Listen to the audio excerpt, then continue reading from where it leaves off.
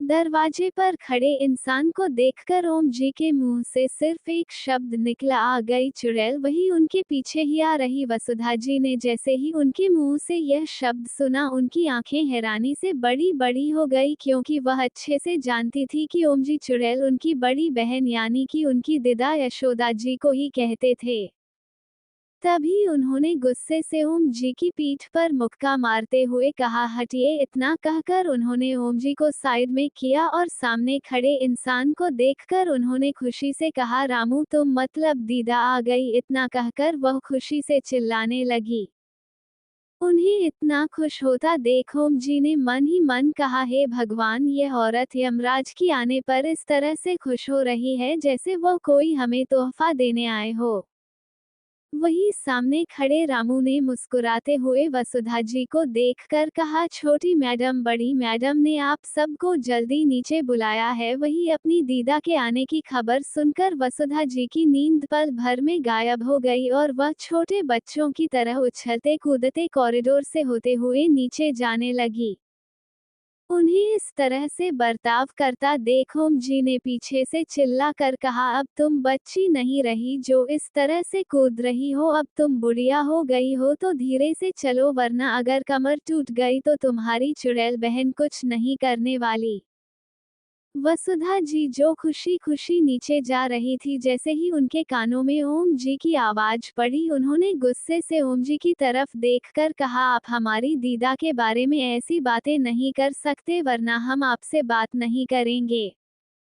वसुधा जी की बात सुनकर ओम जी ने नकली मुस्कुराहट के साथ कहा, जैसा आपका हुक्म बेगम साहिबा, मैं कुछ नहीं कहूंगा आपकी प्यारी बहन को, पर आप प्लीज हमसे नाराज मत होना। ओम जी की बात सुनकर वसुधा जी ने एटीट्यूड से कहा, चलिए जल्दी, दीदा ने बुलाया है।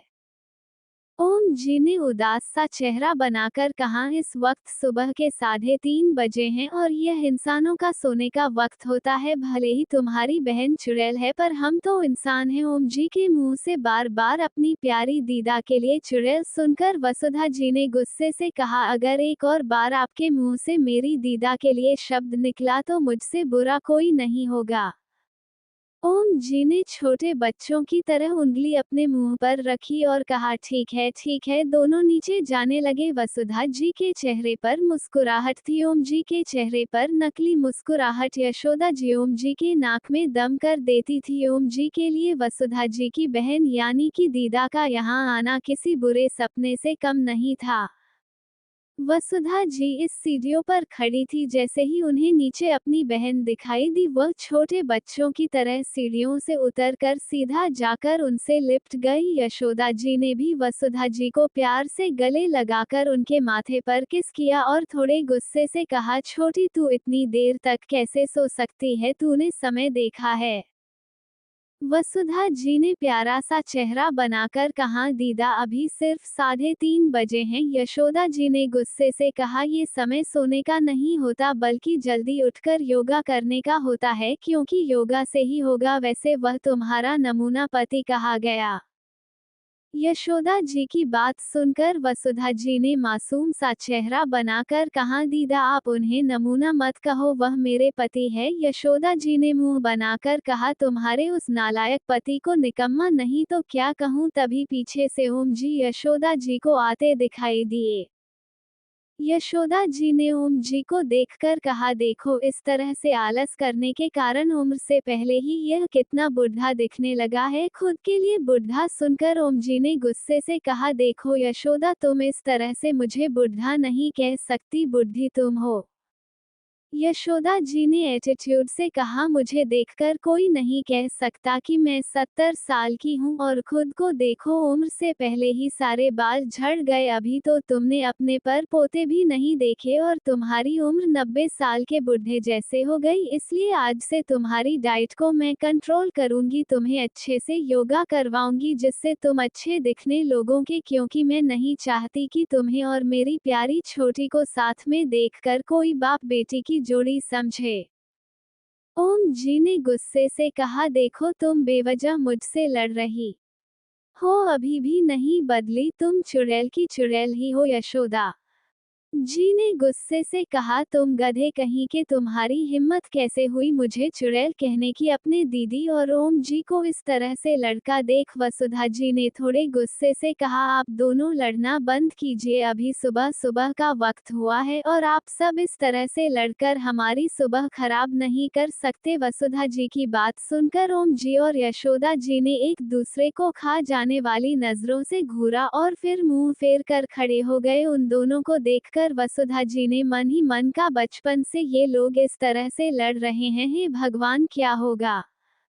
अक्षय और पीहू के कमरे के बाहर दोनों एक दूसरे को गले लगाकर सो रहे थे। इस वक्त दोनों की बॉडी पर एक भी कपड़ा नहीं था। पीहू कसी बंदर के बच्चे की तरह अक्षय के ऊपर दोनों पैर और हाथ पसार कर सो रही थी।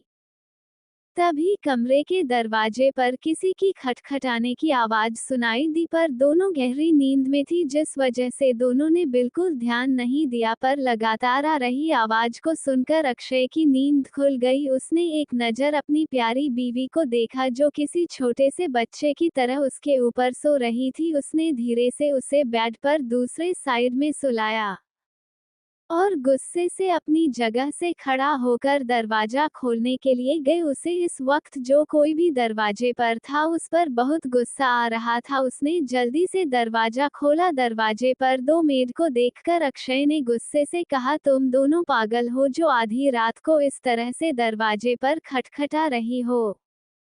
उन दोनों में से एक मेड ने हिम्मत करके कहा, अक्षय सर, वह दीदा का ऑर्डर था कि सबको बुलाकर लाया जाए। वही जैसे ही अक्षय के कानों में दीदा का नाम पड़ा उसने हैरानी से कहा कि वह इस वक्त आई है। दोनों मेड ने धीरे से अपना सर हिलाया। अक्षय ने अपने बालों को खींचते हुए कहा, पहले से इस घर में पागल कम थे, जो पागलों की ब्रांड एम्बेसडर यहाँ आ गई है। भगवान, अब ये बुढ़िया चैन से सोने भी नहीं देगी। अक्षय यशोदा जी को गुस्सा आने पर बुढ़िया कहता था क्योंकि उन्हें अपनी उम्र पर कोई कमेंट पसंद नहीं था। अक्षय ने एक नज़र सोती हुई अपनी प्यारी मासूम बीवी पर देखा और कहा, चाहे कुछ भी क्यों ना हो जाए, मेरी चेरी की नींद तो खराब नहीं करने दूंगा बुढ़िया आपको। इतना कहकर अक्षय ने कमरे का दरवाजा लगाया और नीचे चला गया। कुछ देर बाद हॉल में दीदा अपने हाथ में छड़ी और अपने जोगिन के कपड़ों में खड़ी थी। इस वक्त उन्हें देखकर कोई नहीं कह सकता था कि उनकी उम्र 70 होगी, वह अभी भी 50 से 55 साल की लगती थी। उनके चेहरे की चमक अभी भी कम नहीं हुई थी। वही उनके सामने पूरी मल्होत्रा फैमिली बेचारों की तरह खड़ी थी, खासकर का कृपा जी, संगीता जी जो लगातार शराबियों की तरह लड़खड़ा रही थी क्योंकि अभी भी उनकी नींद पूरी नहीं हुई थी। वही अक्षय बिना किसी एक्सप्रेशन के खड़ा था। वहां पर सब मौजूद थे सिवाय दो लोगों के, एक थी कुहू और एक थी पीहू। साहिल, सात्विक और अवनी तीनों एक जगह खड़े होकर गुस्से से दीदा को घूर रहे थे क्योंकि उन तीनों को जबरदस्ती खींचकर यहाँ लाया गया था, पर वह चाह कर भी कुछ नहीं कह कर सकते थे। तभी दीदा ने अपने हाथ में पकड़ी छड़ी को जमीन पर पटकते हुए कहा, तुम सबके सब आलसी हो गए हो। इतना कहकर उन्होंने सबकी तरफ उंगली घुमाई। तभी साहिल ने मुंह बनाकर कहा, दीदा हम सब आलसी नहीं है, आप ज्यादा कुर्तीली हो इसलिए आपको हम सब आलसी लग रहे हैं। साहिल की बात सुनकर दीदा ने गुस्से से अपने हाथ में पकड़ी छड़ी साहिल के पैर पर मारते हुए कहा, बहुत जुबान चलने लगी है तेरी नालायक, एक अच्छा तो काम तूने जिंदगी में किया नहीं और बड़ा आया मेरे सामने जबान खुलने वाला। आज तो पूरे गार्डन के 50 चक्कर लगाएगा। वही दीदा की बात सुनकर बेचारे साहिल के सर पर तो बड़ा सा पहाड़ टूट गया। वह अचानक से टीवी सीरियल की बहू की तरह जोर से चिल्लाया, नहीं इतनी जोर से चीखा कि हॉल में मौजूद हर एक इंसान ने अपने कानों पर हाथ रखा, यहाँ तक कि ऊपर कमरे में सो रही थी पीहू उस आवाज को सुनकर डर के मारे धड़ाम से जमीन पर गिर गई। उसने अपनी कमर पर हाथ रखते हुए कहा, मर गई।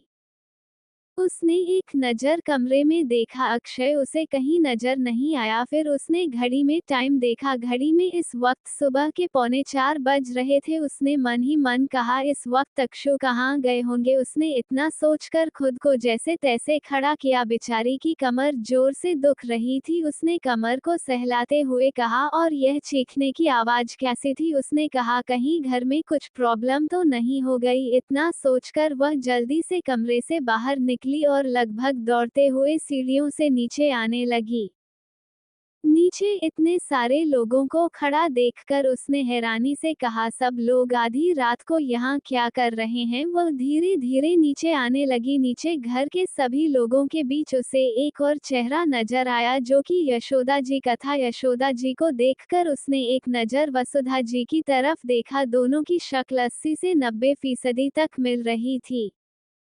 ये देखकर मन ही मन सोचकर पीयू ने झट से कहा, मतलब ये दीदा है। इतना सोचकर वो एक्साइटेड हो गई और छोटे बच्चों की तरह सीढ़ियों से दौड़ते हुए नीचे आने लगी। तभी सभी लोगों का ध्यान उसकी तरफ गया। वही अपनी एक्साइटमेंट के चक्कर में पीहू बहुत जोर से आ रही थी। अचानक से नीचे की 3 सीढ़ियों पर से उसका पैर लड़खड़ा गया और वह गिरने को हुई। उससे पहले ही अक्षय दौड़कर आया। उसने जल्दी से अपनी प्यारी बीवी को अपनी बाहों में थाम कर ठीक से खड़ा किया और घबराते हुए कहा, तुम ठीक हो ना चेरी। वहीं खुद को इस तरह से अक्षय की बाहों में देखकर पीहू ने चैन की सांस ली। उसने मन ही मन कहा, thank you so much Akshu, वरना आज मेरी कमर टूट जाती। वही यशोदा जी का ध्यान भी पीयू की तरफ गया। हूँ इस वक्त सिर्फ एक लॉन्ग टी शर्ट में थी, पर टी शर्ट उसके घुटनों तक आ रही थी। अक्षय ने ही नीचे आने से पहले पीहू को यह टी शर्ट पहना दी थी। उन्होंने मन ही मन कहा, अक्षय की बीवी। यह याद करते ही उनकी आंखों में चमक आने लगी। उन्होंने चिल्लाकर कहा, अक्षय। यह आवाज सुनकर अक्षय और पीहू का ध्यान आवाज की दिशा में गया। अक्षय ने कसके अपनी आंखें बंद कर ली और पीहू की आंखों में चमक आ गई। उसने दीदा के बारे में काफी कुछ सुना था। वह दीदा से मिलने के लिए काफी ज्यादा एक्साइटेड भी थी। अक्षय ने बिना किसी एक्सप्रेशन के यशोदा जी की तरफ देखा, पर कुछ नहीं कहा। यशोदा जी अपने हाथ में पकड़ी छड़ी को लेकर अक्षय की तरफ अपने कदम बढ़ाने लगी।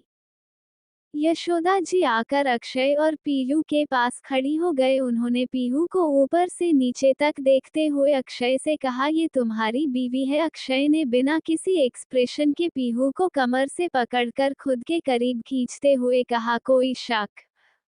अक्षय की बात सुनकर यशोदा जी ने एक नज़र उसकी तरफ देखकर मुंह बनाकर कहा, तुझ जैसे नालायक को ये हीरा कहाँ से मिल गया। इतना कहकर उन्होंने मुस्कुराते हुए प्यार से पीयू के चेहरे पर हाथ फेरा। वही उनकी बात सुनकर अक्षय का चेहरा काला पड़ गया और उनसे कुछ दूरी पर खड़े साहिल, सात्विक और अवनी की हंसी छूट गई। उन तीनों को हंसता देख अक्षय ने जानलेवा नजरों से तीनों को देखा। तीनों ने जल्दी से हंसना बंद कर दिया। वही दीदा की बात सुनकर पीयू ने एक्साइटेड होते हुए कहा, आप दीदा हो ना। दीदा ने प्यार से कहा, बिल्कुल कोई शक। पीहू ने खुशी से कहा, हमें आपसे बहुत खुशी हुई मिलकर। हम तो आपसे कब से मिलना चाहते हैं, जब से दादी ने हमें आपके बारे में बताया। पीहू की मीठी सी आवाज और उसका बच्चों की तरह चुलबुलापन देखकर दीदा को वह पहली नज़र में ही पसंद आ गई।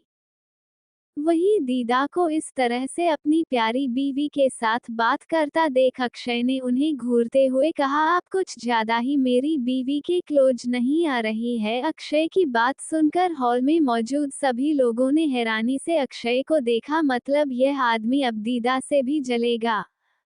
वही दीदा ने घूर कर अक्षय को देखा और कहा, माना कि तू जैसे नालायक को एक परी मिल गई, पर तुझे इतना भी जलन महसूस करने की जरूरत नहीं है। मैं तेरी दीदा ही हूँ और मैं एक औरत हूँ, तो तेरी बीवी सेफ है।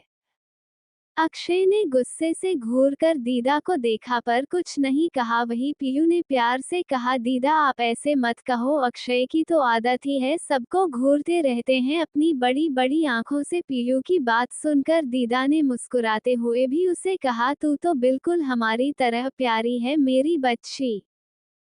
पर मुझे तू एक बात बता, इतना कहकर उन्होंने मुंह बनाकर अक्षय की तरफ देखा और कहा, तुझे ये नालायक कैसे पसंद आ गया? ना इसे हंसना आता है, ना मुस्कुराना, ना ये किसी चीज में एंजॉय करता है। दिन भर यह एक ही काम करता है और वह है अपने ऑफिस जाना और पैसे कमाना। वैसे इसकी ही बात छोड़ो, इस घर में हर एक आदमी इसी की तरह है, किसी काम का नहीं, सबके सब निकम्मे है। इतना कहकर उन्होंने ओम जी, संजय जी और करण जी की तरफ देखा।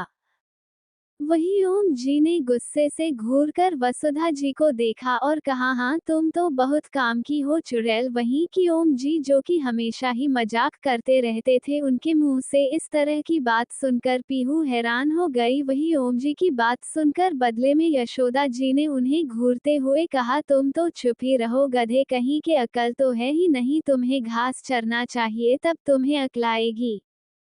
वसुधा जी ने कहा, दीदा आप चुप रहो और ओम आप भी चुप रहो। दोनों ने एक दूसरे की तरफ घूर कर देखा और चुप हो गए। फिर वसुधा जी ने साहिल और सात्विक की तरफ देखकर कहा, और ये दोनों ने, मुझे तो लगता ही नहीं इन्हें बीवी मिलेगी, और अगर मिल भी गई तो जल्दी ही इन्हें छोड़कर भाग जाएगी। साहिल ने बच्चों की तरह मुंह फुलाकर कहा, आप बहुत बुरी हो, आप इस तरह से बात मत करो, वैसे भी आपकी जबान काली है, अगर मेरी जानेमन मुझे छोड़कर भाग गई तो वही खुद की काली जुबान है। ये सुनकर यशोदा जी ने गुस्से से अपने हाथ में पकड़ी छड़ी साहिल को मारते हुए कहा, तेरी कमर ना तोड़ी तो मेरा नाम भी यशोदा नहीं। साहिल बच्चों की तरह हॉल में इधर उधर कूदने लगा और यशोदा जी उसके पीछे छड़ी लेकर। यशोदा जी इस उम्र में भी काफी ज्यादा स्ट्रांग थी, कारण था उनका योगा, जो कि अब वह सबसे करा कर उनकी कमर तोड़ने वाली थी। करीब 4:15 पर सब लोग गार्डन में मौजूद थे। अब तक पीहू भी योगा के कॉस्ट्यूम पहनकर आ गई थी। दीदा सबके सामने खड़ी थी और पूरी मल्होत्रा फैमिली उनके आगे। दीदा ने सबकी तरफ देखाकर कहा, तुम सब लोग, इतना कहकर उन्होंने मल्होत्रा फैमिली के सभी आदमियों की तरफ इशारा किया और कहा, जाओ गार्डन के पास चक्कर लगाकर आओ। गार्डन काफी बड़ा था, उसके बाद चक्कर यानी कि आसानी से 5 किलोमीटर भागना तो हो ही जाता। वहीं ये सुनकर साहिल और सात्विक ने एक दूसरे की तरफ देखा और दोनों का चेहरा रोने जैसा हो गया।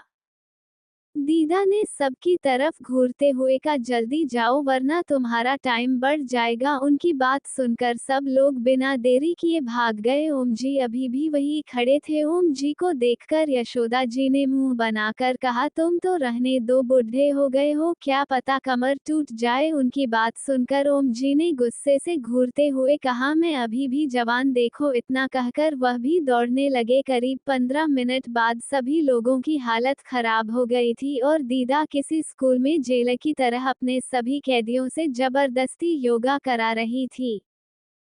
यहाँ तक कि घर की सारी औरतों पर भी वो रहम नहीं खा रही थी। साहिल और सात्विक थक कर चूर हो गए थे और एक जगह पर बैठ गए थे। अभी उनके 4 चक्कर पूरे हो गए थे, तभी उन दोनों के ऊपर किसी ने डंडा बरसाना शुरू कर दिया। दोनों ने अपनी नजर ऊपर उठाकर देखा तो ये रामू था, जो मुस्कुराते हुए उन दोनों को डंडे से पीट रहा था। दोनों अपनी जगह से खड़े हुए और भागने लगे। सबके कपड़े पसीने से तरबतर हो गए थे। वही जुल्मी दीदा सब लोगों पर कहर बरसा रही थी। Audio by Sakil jacks 07। दीदा ने सबकी हालत खराब कर दी थी। वही पीहू, जो कि दीदा के आने के बाद इतनी ज्यादा खुश हुई थी, अब वह मन ही मन खुद को गालियां दे रही थी। कितनी खतरनाक, दीदा के आने पर वह किस तरह से खुश हो रही थी। सब लोगों की हालत देखकर दीदा ने सबको घूरते हुए कहा, तुम सब के सब निकम्मे हो। इतना कहकर उन्होंने रामू की तरफ इशारा किया और कहा, इन सब के लिए एक बड़े बड़े गिलास भर के करेले का जूस लाओ, तभी इन सबको अक्ल आएगी। करेले के जूस का नाम सुनकर सब लोग हैरानी से आंखें फाड़कर दीदा को देखने लगे। संगीता जी ने बच्चों की तरह चेहरा बनाकर कहा, आप चाहे तो मुझे चिप्स के पैकेट दे दो, मैं सब जल्दी से खत्म कर दूंगी। संगीता जी की बात सुनकर दीदा ने उन्हें घूरते हुए कहा, अब तुम 2 ग्लास करेले का जूस पी होगी। वही दीदा की बात सुनकर संगीता जी ने पाउट बनाकर कहा, आप इस तरह का जुल्म मेरे साथ नहीं कर सकती। दीदा नहीं कर सकती, मैं तो आपकी क्यूट संगीता हूँ ना। इतना कहकर संगीता जी ने क्यूट सा फेस बनाया, पर दीदा तो दीदा थी। उन्होंने संगीता जी को घूरते हुए कहा, अब तुम ये नाटक करना बंद करो, क्योंकि अब तुम छोटी बच्ची नहीं रही, अब तुम्हारी उम्र अपने बच्चों के बच्चे गोद में खिलाने की है। और अगर यह नालायक, इतना कहकर उन्होंने अक्षय की तरफ इशारा किया और कहा, निकम्मा नहीं होता तो अब तक तुम्हारे हाथ में 2-3 पोते पोतियां होते। संगीता जी ने मासूम सा चेहरा बनाकर कहा, दीदा प्लीज नहीं। कुछ देर बाद पूरी मल्होत्रा फैमिली अपने हाथ में पकड़े बड़े बड़े गिलास को घूर रही थी, जिनमें करेले का जूस था। अक्षय तो एक घूंट में करेले का जूस पी गया था, जैसे उसे इससे कोई मतलब ना हो। वही बाकी सब की हालत खराब थी, संगीता जी की तो सबसे से ज्यादा, क्योंकि उनके सामने एक नहीं बल्कि 2 करेले के जूस रखे हुए थे। दीदा ने सबकी तरफ देखकर कहा, अगर तुम सब ने अगले 1 मिनट के अंदर अंदर एक गिलास को खत्म नहीं किया तो नहीं पनिशमेंट के लिए तैयार हो जाओ। उन्होंने इतना कहा ही था कि वहां मौजूद हर एक इंसान ने अपना गिलास उठाकर जल्दी से गटक लिया। कुछ देर बाद सबका चेहरा रोने जैसा हो गया था। वही संगीता जी तो सच में रोने ही लगी थी। उन्हें छोटे बच्चों की तरह रोता देख दीदा ने गुस्से से कहा, संगीता ये बच्चों जैसी हरकतें करना बंद करो। संगीता जी ने दीदा की तरफ देखकर रोते हुए कहा, आप बहुत बुरी हो दीदा, मैं आपके आने पर कितना खुश थी और आपने ही मुझे इस तरह की पनिशमेंट दी। इतना कहकर वो दौड़ते हुए वहां से सीधा कमरे की तरफ भाग गई। संगीता जी के पीछे पीछे संजय जी भी भागते हुए उनके पीछे गए, क्योंकि वह अच्छे से जानते थे कि संगीता जी किसी छोटे बच्चे से कम नहीं है। दीदा ने सबकी तरफ देखकर कहा, कल से तुम सब 3:30 बजे मुझे यहाँ दिखने चाहिए। इतना कहकर वह अंदर चली गई। वही बाकी सब हैरानी से दीदा को देख रहे थे। आखिर 3:30 बजे कौन योगा करने के लिए उठता है? सबका चेहरा रोने जैसा हो गया था। आखिर कौन अपनी हर रोज की नींद खराब करना चाहेगा? वही अक्षय बिना किसी पर ध्यान दिए सीधा कमरे में चला गया था। उसके पीछे पीछे पीहू भी आ गई थी। वो अभी भी थकी हुई थी, क्योंकि रात भर अक्षय ने उसे सोने नहीं दिया था और अब दीदा नाम की नई परेशानी आ गई थी। पीहू ने मासूम चेहरा बना कहा, अक्षु दीदा हर रोज ऐसे ही परेशान करेगी, मेरी तो नींद ही पूरी नहीं होती। आपको पता है मुझे रात भर अच्छी नींद नहीं आती, पर सुबह सुबह की नींद मेरी कितनी अच्छी होती है। अक्षय ने एक नज़र अपनी प्यारी बीवी की तरफ देखा, जिसका चेहरा उदास था। उसने प्यार से पीयू के चेहरे को अपने हाथों में भरकर कहा, अगर तुम्हें सोना है तो तुम सो सकती हो, कोई मेरी बीवी पर जबरदस्ती नहीं कर सकता। मैं दीदा से साफ साफ कह दूंगा कि वह तुम पर अपने यह एक्सपेरिमेंट ना आजमाए। अक्षय की बात सुनकर पीयू ने जल्दी से अपना सर हिलाकर कहा, नहीं नहीं, अगर आपने ऐसा किया तो दीदा को लगेगा कि मैं ये सब आपसे कहने के लिए कह रही हूँ, इससे वह मुझे पसंद नहीं करेंगे और मैं नहीं चाहती कि दीदा को मैं बुरी लगूं। अक्षय ने पीहू को कमर से पकड़कर खुद के करीब खींचते हुए कहा, बीवी तुम्हें मेरे अलावा किसी और पर ध्यान देने की जरूरत नहीं है। तुम्हें बस इस बात की चिंता होनी चाहिए कि मैं तुमसे गुस्सा ना रहूं। अक्षय की बात सुनकर पीहू ने मुंह बनाकर कहा, आप कभी मेरी प्रॉब्लम नहीं समझते। जब कोई लड़की अपने ससुराल में आती है तब वह अपने ससुराल वालों के साथ अच्छे से रहना चाहती हैं, ताकि फ्यूचर में कोई प्रॉब्लम ना आए, समझे बुद्धू? अक्षय ने प्यार से पीहू के बालों को कान के पीछे करते हुए कहा, मुझे कुछ नहीं समझना, मुझे बस इतना पता है कि मेरी बीवी सबसे अच्छी है, जिसे हर कोई प्यार करता है, और सबसे ज्यादा आपके हब्बी। अक्षय की बात सुनकर पीहू मुस्कुराते हुए उसके सीने से लग गई। तभी अक्षय ने उससे प्यार से पूछा, वैसे क्या आपने सोचा है कि हमें आपके लिए किस मूवी में लीड एक्ट्रेस का रोल चाहिए? पीहू ने टेढ़ी मुस्कुराहट के साथ कहा, वैसे मैंने सुना था कि कोई नई मूवी बन रही है जिसका प्रोड्यूसर अहमद खान है। उस मूवी में माया को लीड रोल मिलने की चांस है, मुझे उसी में काम करना है। पीहू की बात सुनकर अक्षय के चेहरे पर मुस्कुराहट आ गई। अक्षय ने मन ही मन कहा, स्मार्ट बीवी। अक्षय ने पीहू के माथे पर किस करते हुए कहा, हो जाएगा। पीहू ने शैतानी मुस्कुराहट के साथ कहा, अब तक माया को भी कोई बड़ी फिल्म नहीं मिली, पर वो काफी फेमस हो चुकी है, खास करके अपने उस मेकअप से पुते चेहरे के कारण। मुझे उसका असली चेहरा दुनिया के सामने लाना है, तो मैं चाहती हूँ कि माया उसे फिल्म में कोई जूनियर रोल करे। अक्षय ने शैतानी मुस्कुराहट के साथ कहा, मतलब तुम उसे अपने सामने खड़ा करके लोगों को बताना चाहती हो कि कौन अच्छी एक्ट्रेस है और कौन नहीं। अक्षय की बात सुनकर पीहू ने मुस्कुराते हुए कहा, नहीं, मैं उसे उसी तरह से धूल चटना चाहती हूँ जैसा उसने मेरे साथ किया था। उसने मुझे झूठे ड्रग केस में फंसाकर मुझे इंडस्ट्री से बाहर निकलवाया था ना, पर मैं उसके साथ सिर्फ इतना ही नहीं करना चाहती, मैं उसे तिल तिल के तड़पा तड़पा कर मारना चाहती हूँ, और ये तभी पॉसिबल है जब वो मेरे सामने रहे। मैं उसके साथ इसलिए एक फिल्म में काम करना चाहती हूँ ताकि खुद से ज्यादा अच्छे रोल में मुझे देखकर वह दिल दिल जलती रहे। आखिर बचपन से उसने मुझसे जलने के अलावा कुछ भी नहीं किया। मैं बचपन से उसे अपनी बहन मानती थी, पर उसने मेरे साथ क्या किया, अब उसे अपने हर किए का हिसाब चुकाना होगा। अक्षय ने मुस्कुराते हुए कहा, तो मरी प्यारी बीवी अब अपने रिवेंज लेने के मूड में आ गई हैं। अक्षय की बात सुनकर पीहू ने मुस्कुराते हुए अपनी दोनों बाहें अक्षय के गले में डालकर कहा, मेरे प्यारे पतिदेव, मैं तो हमेशा से ही ऐसी थी, बस वो क्या है ना, अपनों के प्यार की पट्टी मेरी आंखों पर बंधी हुई थी, जिस वजह से मुझे मेरे अपनों ने ही धोखा दे दिया। पर अब ऐसा नहीं होगा, मैं उन हर गुनाह की सजा उन्हें दूंगी जो उन्होंने मेरे साथ किया। मम्मा के जाने के बाद मेरी लाइफ में सिर्फ दादाजी थे जिन्हें मेरी कदर थी। आपको पता है, जब डैड ने दूसरी शादी की तब मुझे लगा कि मुझे दूसरी मम्मा मिल जाएगी जो मेरा ख्याल रखेगी, पर आपको पता है पापा रेखा और माया को साथ लेकर आए। माया मुझसे 3 साल बड़ी है, जबकि शादी के बाद में 1 साल के बाद ही हो गई थी। पापा का अफेयर रेखा के साथ मम्मा से शादी के पहले से चल रहा था। उन्होंने मेरी मम्मा को भी धोखा दिया। आपको पता है, आज से पहले कभी उन्होंने मुझसे प्यार से बात नहीं की। मुझे कभी नहीं लगा कि मेरे कोई पापा भी है। माना कि रेखा और माया मेरी सौतेली माँ और बहन है, पर वो तो मेरे सगे पापा हैं ना, पर उन्हें मुझसे कोई मतलब नहीं था। मैं और माया एक ही स्कूल में थे। पेरेंट्स मीटिंग के लिए वह दोनों माया के लिए आते थे, पर मुझसे दोनों में से किसी को कोई मतलब नहीं था।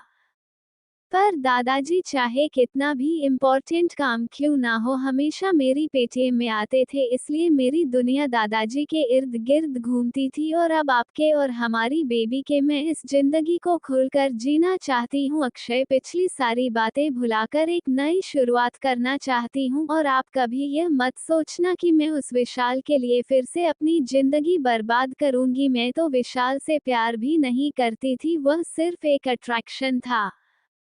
क्योंकि बचपन से जब भी मैं अकेली होती थी या फिर रोती थी, वो मुझे संभालने आता था, पर मुझे समझ नहीं आता कि मेरे बचपन के सबसे अच्छे दोस्त ने मेरे साथ ऐसा क्यों किया कि वह मुझे माया के साथ मिलकर फंसाना चाहता है। आपको पता है अक्षय, जब हम बहुत छोटे थे तब विशाल भी कुछ 5 या 6 साल का होगा, वह मुझे अपनी सारी चॉकलेट दे देता था, क्योंकि माया और रेखा की वजह से मैं हमेशा रोती रहती थी। दादाजी मुझे हमेशा कहते थे कि मैं उन दोनों से बात ना करूं, पर मैं छोटी थी, मुझे लगता था कि मेरी बड़ी दीदी और मेरी मम्मा मुझसे नफरत क्यों करते हैं। विशाल तब मुझे समझाता था कि जरूरी नहीं कि हर कोई हमसे प्यार करे, पर हमें हमेशा अच्छा रहना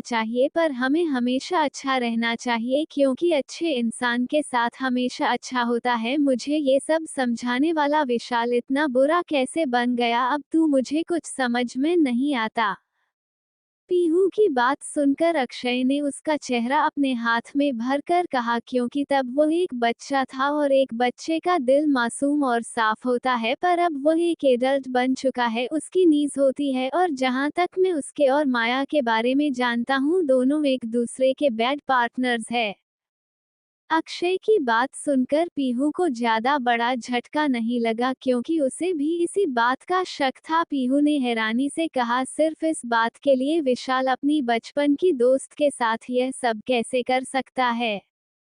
अक्षय ने मुस्कुराते हुए पीहू के बालों को कान के पीछे करते हुए कहा, बेवकूफ लड़की, तुमसे किसने कहा कि यह सब सिर्फ उस बात के लिए है? असल में विशाल की हमेशा से तुम पर बुरी नजर थी। जब से वो समझदार हुआ था वो हमेशा से तुम्हें पाना चाहता था, पर तुम तो ठहरी मासूम परी। तुमने कभी विशाल के जज्बातों को नहीं समझा, जिस वजह से उसे गुस्सा आने लगा। धीरे धीरे इसी गुस्से को माया ने भड़काने का काम किया। माया ने विशाल से कहा कि वह तुम्हें मारने के बाद तुम्हारी प्रॉपर्टी का आधा हिस्सा विशाल को दे देगी और आधा माया के नाम हो जाएगा।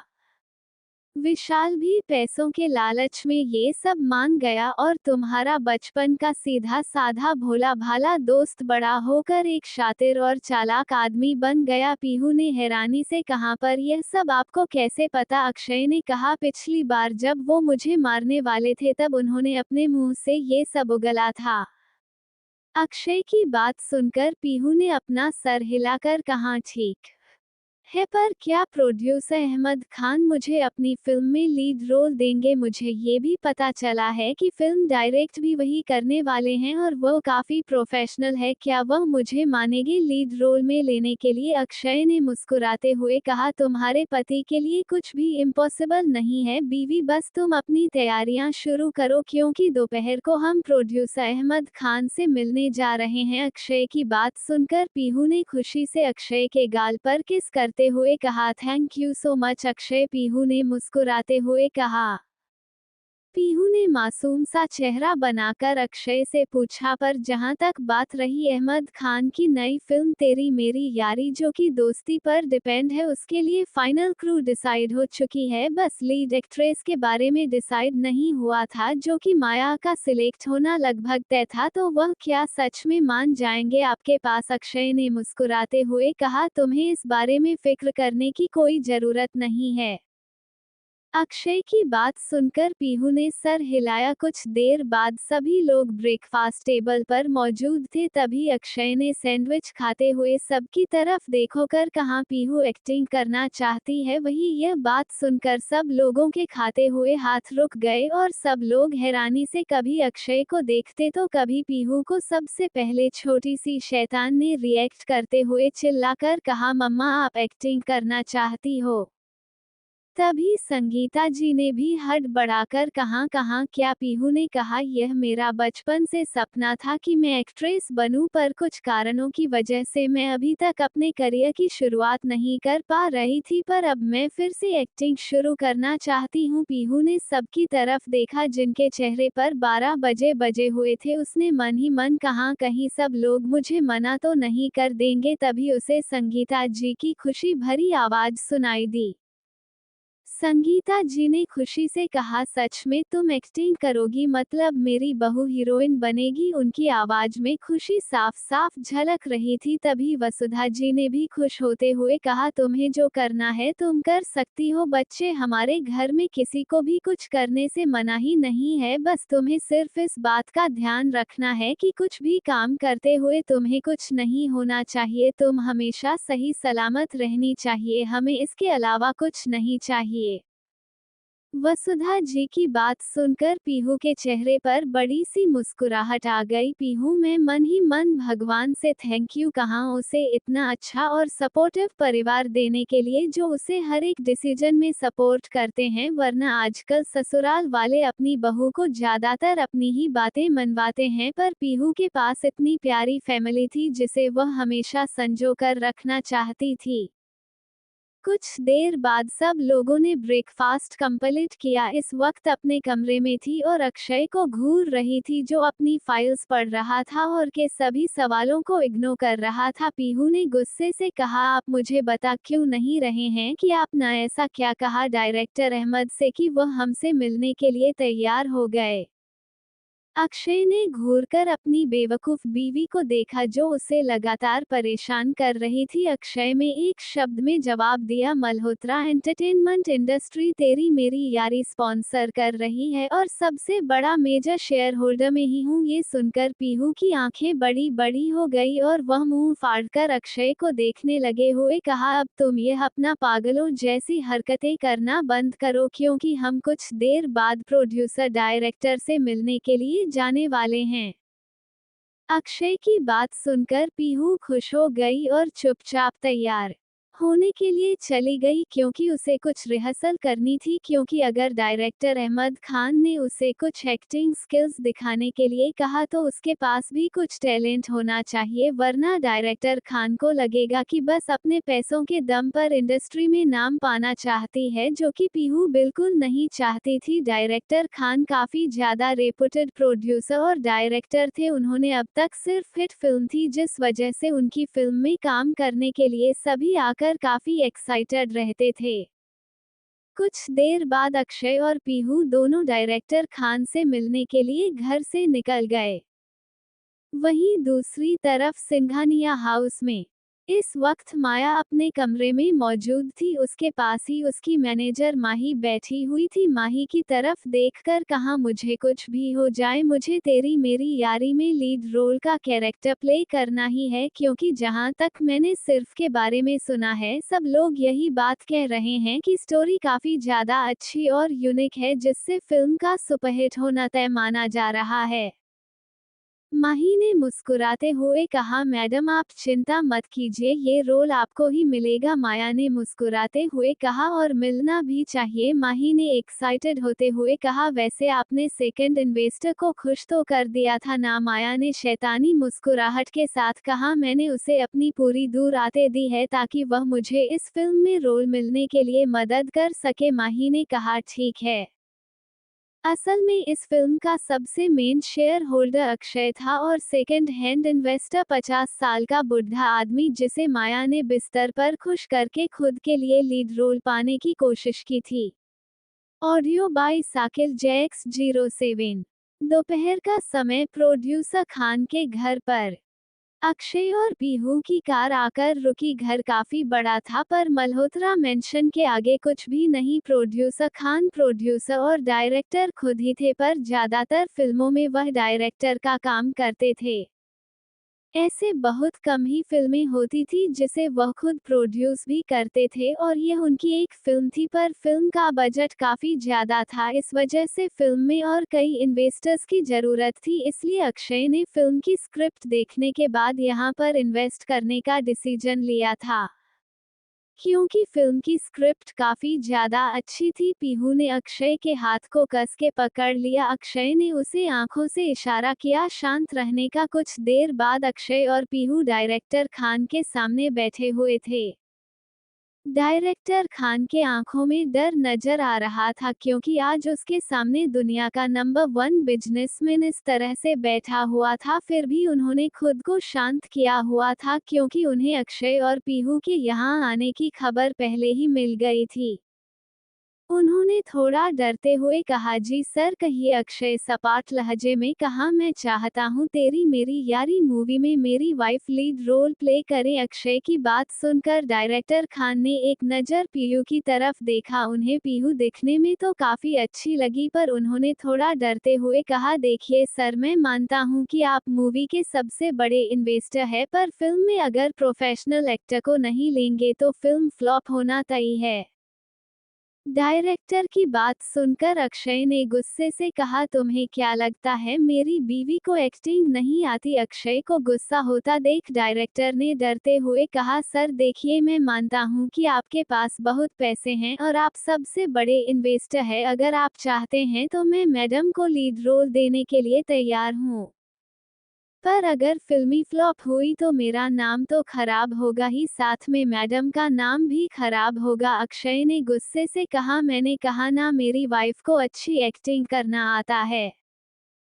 डायरेक्टर खान चाहकर भी अक्षय को मना नहीं कर सकते थे, क्योंकि उनकी इतनी औकात नहीं थी और यह बात वह अच्छे से जानते थे। वही पीहू को अक्षय पर गुस्सा आ रहा था, क्योंकि वह डायरेक्टर खान की बात समझ सकती थी। डायरेक्टर खान काफी नामी प्रोड्यूसर और डायरेक्टर थे, जिनकी आज तक एक भी फिल्म फ्लॉप नहीं हुई थी, पर अक्षय के डर के कारण वह पीहू को फिल्म में लेने के लिए तैयार हो गए थे। पीहू ने शांति से कहा, डायरेक्टर सर, क्या मैं आपको ऑडिशन दे सकती हूँ? उसके बाद आपको यकीन हो जाएगा कि मुझे फिल्मों में लेने से आपको कोई नुकसान नहीं होगा।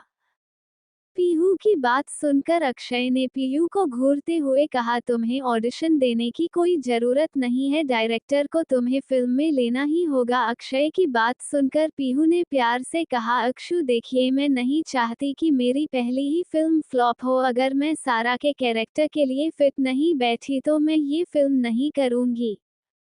अक्षय ने कहा। पर इससे पहले कि अक्षय कुछ कहता, पीयू ने प्यार से कहा, प्लीज, मैं एक्टिंग की दुनिया में अपनी काबिलियत पर कदम रखना चाहती हूँ। भले ही आज हम अपनी मर्जी से फिल्म कर रहे हैं क्योंकि हमारे पास पैसे हैं, पर फ्यूचर में अगर मेरी एक्टिंग अच्छी नहीं हुई तो ऑडियंस मेरी फिल्म देखने जाएंगे ही नहीं। उसके बाद अगर मैं किसी फिल्म में जबरदस्ती काम भी करूंगी तो भी कोई फायदा नहीं होगा।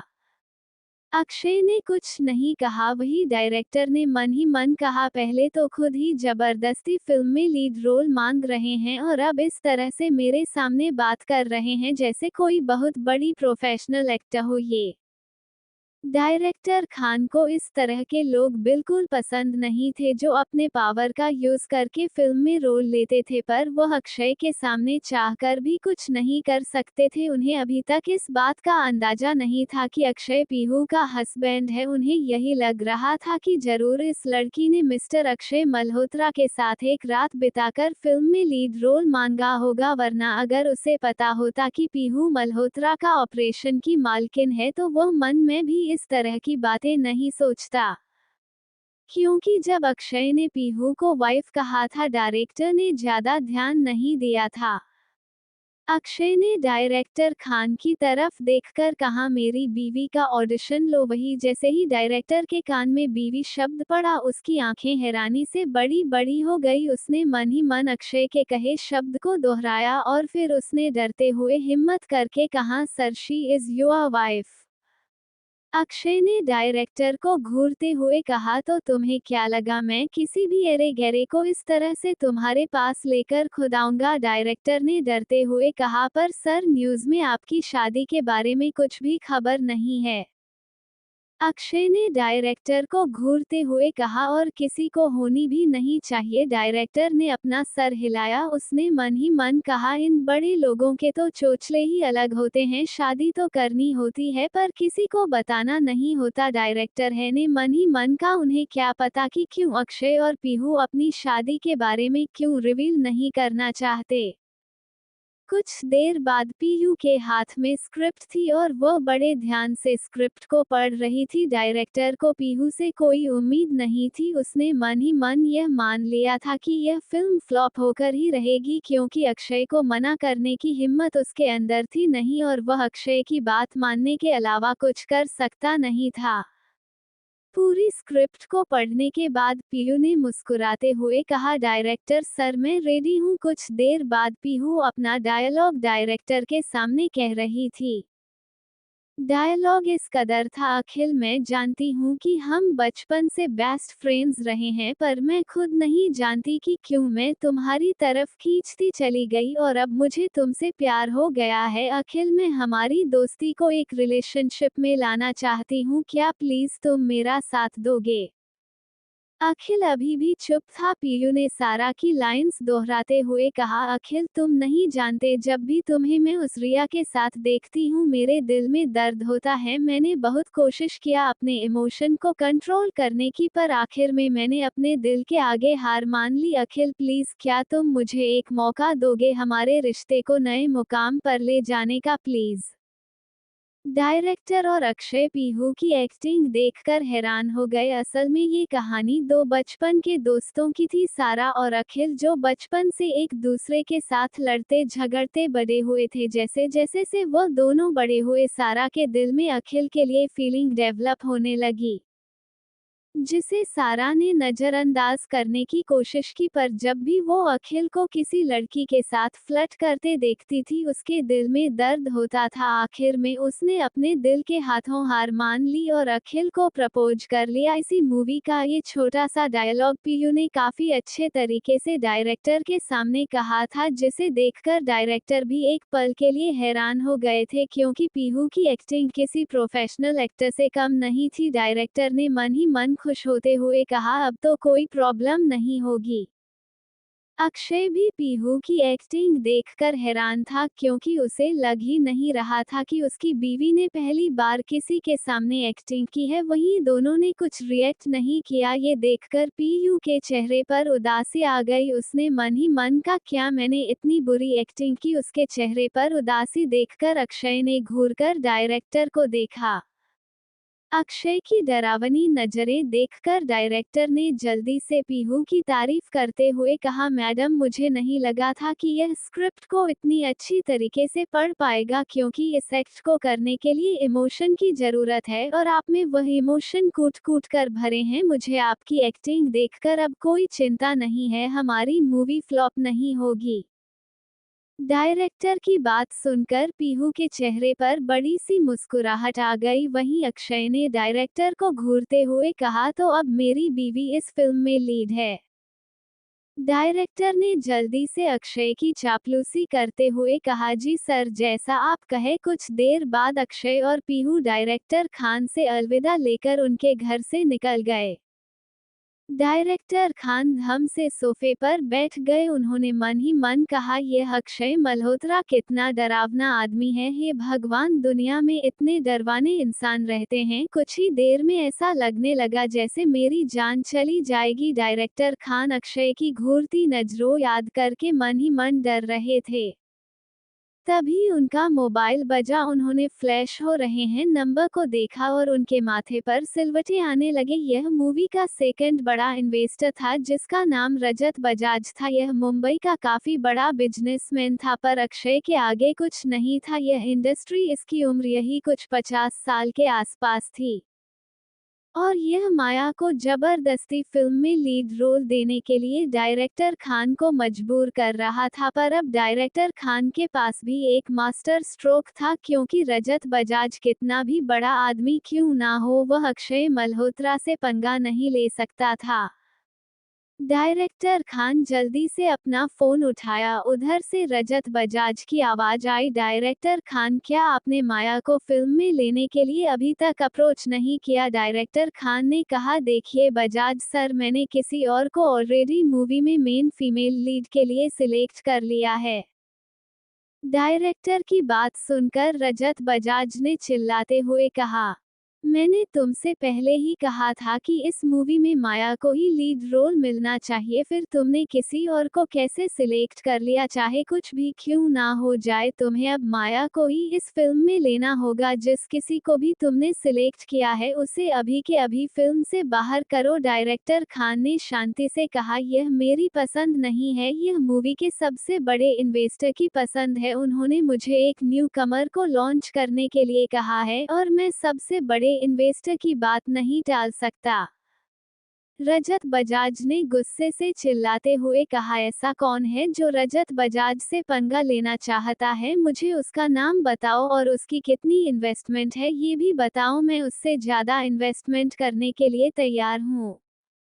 डायरेक्टर खान ने अपने चेहरे पर शैतानी मुस्कुराहट लाते हुए कहा, सबसे बड़े इन्वेस्टर की इन्वेस्टमेंट है यही 50 करोड़। रजत बजाज ने कुछ सोचने के बाद कहा, मैं भी 50 करोड़ से ज्यादा इन्वेस्ट करने के लिए तैयार हूं, पर लीड रोल माया को ही मिलना चाहिए। डायरेक्टर खान ने शैतानी मुस्कुराहट के साथ मन ही मन कहा, तेरी औकात नहीं है अक्षय मल्होत्रा के सामने खड़ा रहने की। फिर उन्होंने मुस्कुराहट के साथ अपनी नर्म आवाज में कहा, पर मिस्टर बजाज, क्या आप यह नहीं जानना चाहेंगे कि वह इन्वेस्टर कौन है? रजत बजाज ने घमंड भरी आज ने कहा, मुझे जानने की कोई जरूरत नहीं है। डायरेक्टर खान ने कहा, अक्षय मल्होत्रा वही। यह नाम सुनते ही फोन की दूसरी तरफ सन्नाटा छा गया।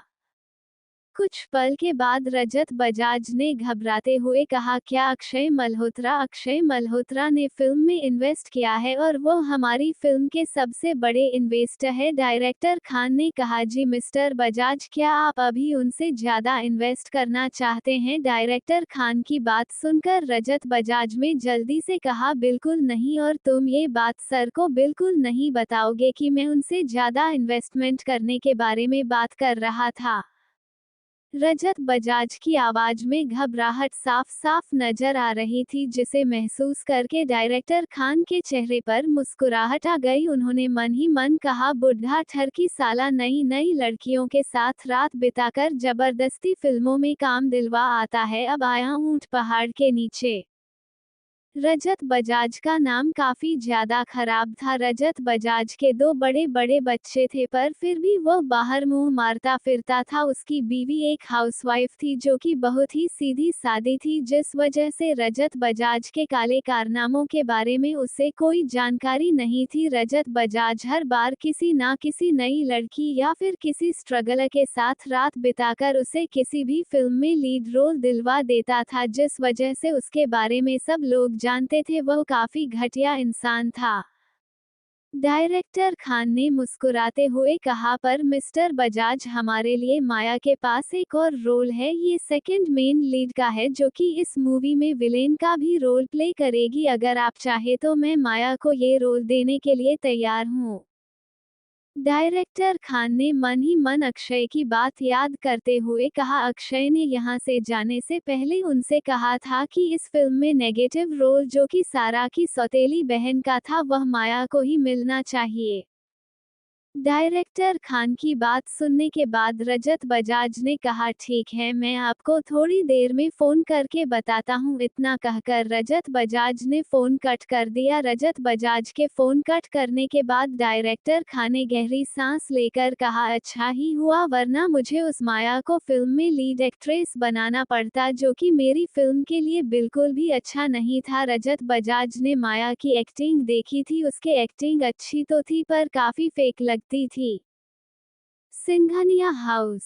माया और माही इस वक्त माया के कमरे में मौजूद थे। दोनों के चेहरे पर खुशी नजर आ रही थी, क्योंकि रजत बजाज ने डायरेक्टर खान को फोन करने से पहले माया को फोन किया था और उस वक्त उसने कॉन्फिडेंटली कहा था कि यह रोल माया को ही मिलेगा, इसलिए माया के चेहरे पर बहुत बड़ी मुस्कुराहट थी, साथ में माही के चेहरे पर भी, क्योंकि अगर माया सक्सेसफुल हुई तो माही भी तो सक्सेसफुल होती।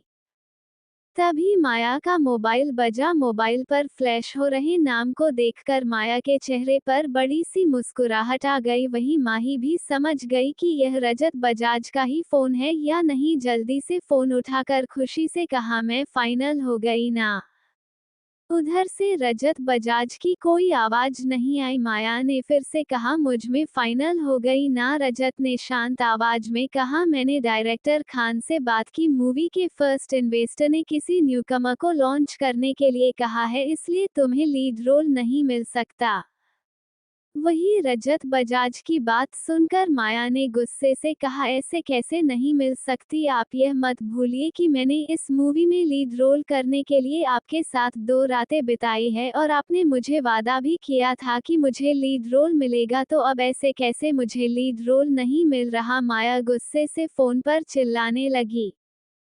वही रजत बजाज, जो माया के साथ अच्छे से बात कर रहा था, माया को चिल्लाता देख उसने गुस्से से कहा, तुम अपनी औकात भूल रही हो माया सिंघानिया। अगर तुमने मेरे साथ बदतमीजी करने की कोशिश भी की तो मैं तुम्हारा करियर बर्बाद करने में एक पल का समय नहीं लगाऊंगा। फोन स्पीकर पर था, जिस वजह से रजत बजाज की बात माही ने भी सुन ली। उसने माया को शांत रहने को कहा। माया को गुस्सा तो बहुत आ रहा था, पर वह जानती थी कि रजत बजाज उसका करियर बर्बाद कर सकता है, इसलिए उसने शांति से में कहा, मिस्टर बजाज, आप तो जानते हैं ना ये फिल्म मेरे करियर के लिए कितनी इम्पोर्टेंट थी। इस फिल्म के सहारे में मूवीवुड में राज कर सकती थी। माया को शांति से बात करता देख रजत बजाज ने प्यार से कहा, देखो माया, मैं यह बात अच्छे से जानता हूं, पर अब मैं कुछ नहीं कर सकता, क्योंकि फर्स्ट इन्वेस्टर ने डायरेक्टर से खुद बात की है और मैंने अभी अभी डायरेक्टर से पूछा, वह तुम्हें सेकंड मेन लीड का रोल देने के लिए तैयार है। रजत बजाज की बात सुनकर माया ने उदासी भरी आवाज में कहा, क्या कुछ नहीं हो सकता, क्या मुझे फीमेल लीड का रोल नहीं मिल सकता। रजत बजाज ने कहा, देखो माया, तुम इस बार सेकंड फीमेल लीड का रोल कर लो, अगली बार जो तुम फिल्म कहोगी मैं उसमें तुम्हें लीड रोल दिलवा दूंगा। और यह फिल्म काफी बड़े बजट पर बनाई जा रही है, इसका सक्सेस होना तय माना जा रहा है। अगर तुम सेकंड में लीड भी रही तो भी तुम्हें काफी पॉपुलैरिटी मिलेगी। माही ने माया को हाँ कहने का इशारा किया। माया ने ना चाहते हुए भी अपना जवाब हाँ में दिया और फोन कट कर दिया। फोन कट करने के बाद माया ने गुस्से से अपने कमरे का सामान तोड़ते हुए रजत बजाज को गालियां देना शुरू कर दिया। माही ने माया को शांत करने की कोशिश की पर माया गुस्से से पागल हो गई थी क्योंकि उसने सिर्फ इस फिल्म में रोल पाने के लिए बूढ़े रजत के साथ 2 रातें बिताई थी। इतना कुछ करने के बाद भी उसे अब फिल्म में सेकंड फीमेल लीड का रोल करना पड़ रहा था तो उसे गुस्सा आना तो जायज था। माही ने आखिर में माया को शांत कर ही दिया। माया ने गुस्से से कहा, उस बुढ़े को तो मैं छोड़ूंगी नहीं, और कौन है जिसकी वजह से मेरा सपना अधूरा रह जाएगा। माही ने माया को शांत करते हुए कहा, तुम चिंता मत करो माया, अगर तुम सेकंड फीमेल लीड का रोल भी करोगी तभी तुम्हें काफी पॉपुलैरिटी मिलेगी। माया ने थक हार कर माही की बात मान ली क्योंकि उसके पास दूसरा चारा नहीं था।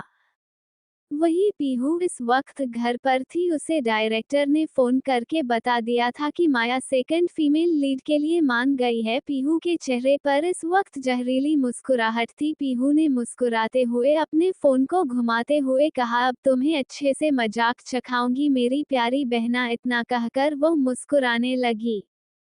Audio by Sakir JX07। अगले दिन सुबह का वक्त मल्होत्रा मेंशन। आज का दिन हर किसी की जिंदगी में एक नया सवेरा लेकर आने वाला था क्योंकि आज से पीहू अपनी फिल्म के लिए अपने क्रू से मिलने जाने वाली थी और आज से कुहू पहली बार स्कूल जाने वाली थी। इससे पहले कुहू एक काफी रेपुटेड किंडरगार्टन में थी पर अब उसे 5 साल शुरू हो चुका था और उसके इंटेलिजेंस को देखते हुए अक्षय और पीहू ने डिसाइड किया कि वह अब उसे फर्स्ट स्टैंडर्ड में एडमिशन दिलवा देंगे। कुहू भी अपने नए स्कूल के लिए काफी एक्साइटेड थी। को अपनी न्यू यूनिफॉर्म में डाइनिंग टेबल पर बैठी हुई थी और पीहू से अपने हाथों से ब्रेकफास्ट करवा रही थी। सब लोग प्यार से ये सब देख रहे थे क्योंकि सब जानते थे कुहू ने अपनी मम्मी को बचपन से कितना ज्यादा मिस किया है। जब भी वह किसी को अपनी मम्मी के साथ देखती थी तब वह ना चाहते हुए भी रोने लगती थी। बचपन से ही कुहू ना के बराबर रोती थी पर जब भी रोती थी तब सबके दिल में दर्द होता था क्योंकि वह सबकी जान थी। दीदा भी इस वक्त चुपचाप बैठी हुई थी और बाकी सब थोड़े थके हुए लग रहे थे क्योंकि दीदा ने आज भी सभी लोगों को अच्छे से टॉर्चर किया था पर वह सब लोग दीदा का टॉर्चर सहने के अलावा कुछ कर भी नहीं सकते थे। इसलिए सब लोग चुपचाप डाइनिंग टेबल पर बैठे हुए थे। तभी संगीता जी ने एक्साइटेड होते हुए कुहू की तरफ देखकर कहा, कुहू बेबी, अब आप बड़ी हो गए हो और अब आप स्कूल जाने वाली हो तो अपनी दादी का नाम मत डुबाना। संगीता जी की बात सुनकर कुहू ने अपनी आईब्रो ऊपर उठाकर कहा, दादी बेबी किसी का नाम नहीं डुबाने वाली। हाँ वैसे आप सब लोग बेबी का नाम तो जरूर डुबाओगे। संगीता जी ने मुंह बनाकर कुहू को देखा और कहा, तुम छोटी शैतान कुछ ज्यादा बात नहीं करती। कुहू ने एटीट्यूड से कहा, दादी बेबी को मुंह गॉड ने बात करने के लिए ये दिया है इसलिए बेबी तो बात करेगी ही ना। कुहू की बात सुनकर बाकी सब हंसने लगे और संगीता जी का मुंह बन गया। तभी वसुधा जी ने कुहू की तरफ देखकर कहा, वैसे आज तुम्हारा पहला दिन है, पहले ही दिन सबके ऊपर अपना अच्छा इंप्रेशन जमाना है तुम्हें। आखिर तुम हमारी पर पोती हो, सब तुमसे डरने चाहिए। वसुधा जी की बात सुनकर कुहू ने एटीट्यूड से कहा, आप चिंता मत करो बड़ी दादी, बेबी ने पहले ही सोच रखा है कि वह सबको किस तरह से परेशान करेगी। तभी दीदा ने बीच में ही कहा, बेबी और एक बात याद रखना, आपको पहले ही बेंच पर बैठकर सबकी बैंड बजानी है और टीचर से भी नहीं डरना है, बाकी जो होगा वह हम देख लेंगे। सबकी बात सुनकर कुहू ने अपना सर हिलाया। वही पीहू ने मन ही मन कहा, हे भगवान, क्या परिवार है मेरा। सब लोग अपने बच्चे को कहते हैं कि किसी से लड़ाई मत करना पर हमारे यहाँ तो उल्टा ही है। पर पीहू इसमें कुछ नहीं कर सकती थी क्योंकि वह जानती थी उसके परिवार वालों का दिमाग बाकी लोगों की तरह नहीं है, बल्कि बाकी लोग जहाँ पर सोचना खत्म करते हैं वहाँ से उसकी मेंटल फैमिली सोचना शुरू करती है। तभी संगीता जी ने एक्साइटेड होते हुए अक्षय की तरफ देखकर कहा, वैसे अक्षय, तुमने जिस स्कूल में बेबी की एडमिशन कराई है उस स्कूल में सभी बड़े घर के बच्चे ही आते हैं ना? अक्षय ने बिना संगीता जी की तरफ देखे अपना सर हिलाया। संगीता जी ने खुशी से कुहू की तरफ देखकर कहा, मेरी पोती तो सबके बीच हमारा नाम रोशन करके ही रहेगी, मुझे पूरा यकीन है। साहिल ने कहा, आप चिंता क्यों कर रही है बड़ी माँ, जिस तरह की हरकतें हमारी बेबी की है उस हिसाब से कोई इसके आसपास आने से पहले भी 100 बार सोचेगा, क्या पता ये किसी का मुंह तोड़ दे। साहिल की बात सुनकर कुहू ने उसे घूरते हुए कहा, चाचू आप बेबी को अंडर एस्टिमेट नहीं करो वरना बेबी आपका मुंह तोड़ देगी। साहिल ने अपने दोनों हाथ हवा में उठाकर कहा, मैं कुछ नहीं कह रहा, मुझे आप पर पूरा विश्वास है।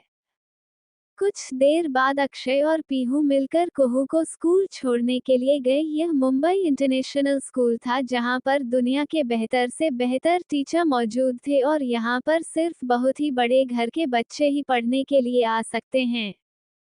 नॉर्मल रिच फैमिली भी यहाँ की फीस अफोर्ड नहीं कर सकती थी, इसलिए यहाँ पढ़ने वाला हर एक बच्चा काफी ज्यादा बड़े घर से बिलोंग करता था। स्कूल काफी बड़ा था, दिखने में किसी बड़े से कैंपस की तरह, हालांकि यहाँ पर एजुकेशन सिर्फ 12th स्टैंडर्ड तक ही दी जाती थी और लिमिटेड बच्चे ही लिए जाते थे ताकि टीचर हर एक बच्चे पर ठीक से ध्यान दे सके, और ये तभी पॉसिबल था जब बच्चे ज्यादा ना हो ताकि टीचर हर एक बच्चे के साथ इंटरेक्ट कर सके।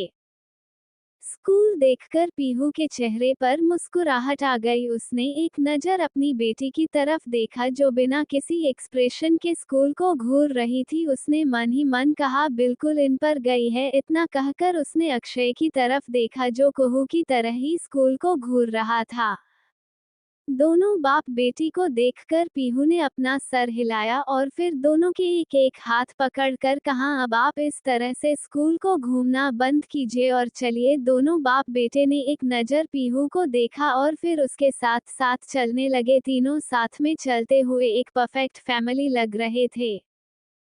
स्कूल में अपने बच्चों को छोड़ने आए हैं सभी पेरेंट्स और बच्चे भी उन तीनों को ही देख रहे थे। अक्षय के चेहरे को तो काफी लोग पहचान भी गए थे, पर वो लोग इतनी बड़ी बड़ी फैमिली से बिलोंग करते थे कि उन्हें ये खबर मीडिया में देने की जरूरत नहीं थी। पर वह लोग अक्षय के साथ पीहू को देखकर हैरान हो गए थे क्योंकि पीहू के बारे में कोई नहीं जानता था और उन लोगों को लग रहा था कि को शायद अक्षय के किसी दोस्त या फिर रिश्तेदार की बच्ची होगी, क्योंकि अभी तक अक्षय मल्होत्रा दुनिया की नज़र में सिंगल था।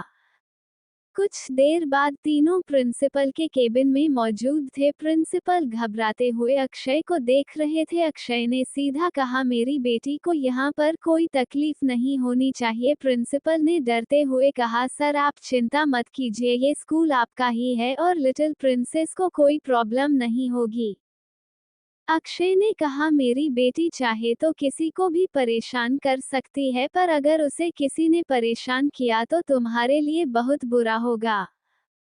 पीहू अपना सर पकड़कर बैठी हुई थी क्योंकि दोनों बाप बेटी हर किसी को धमकी देने के अलावा कुछ नहीं कर रहे थे, पर वह चाहकर भी इन दोनों के बीच में नहीं बोल सकती थी क्योंकि वह जानती थी उसके समझाने के बाद भी इन दोनों को करनी तो अपने मन की ही है, इसलिए उसने चुप रहना ही बेहतर समझा। कुछ देर बाद कुहू के एडमिशन की प्रोसेस पूरी करने के बाद अक्षय और पीहू ने उसके क्लासरूम में छोड़ा। कुहू आज पहली बार फर्स्ट स्टैंडर्ड के बच्चों के साथ बैठने वाली थी, जहां सभी बच्चे पहली बार फर्स्ट स्टैंडर्ड में बैठने के लिए काफी ज्यादा नर्वस या फिर एक्साइटेड होते हैं। उन सब से उलट कुहू बिल्कुल शांत नजर आ रही थी, पर वह दिखने में इतनी क्यूट सी कि फर्स्ट स्टैंडर्ड के सभी बच्चे उसे ही घूर घूर कर देख रहे थे। कुहू ने सबको डरावनी नजरों से घूरते हुए कहा, मुझे घूरना बंद करो, मैं इंसान हूँ, एलियन नहीं। उसने इतने गुस्से से ये सब कहा था कि उसका क्यूट चेहरा ये सब कहते हुए लाल हो गया था। सब लोग उसके बाद सुनकर डर गए और चुपचाप दूसरी तरफ मुंह करके बैठ गए।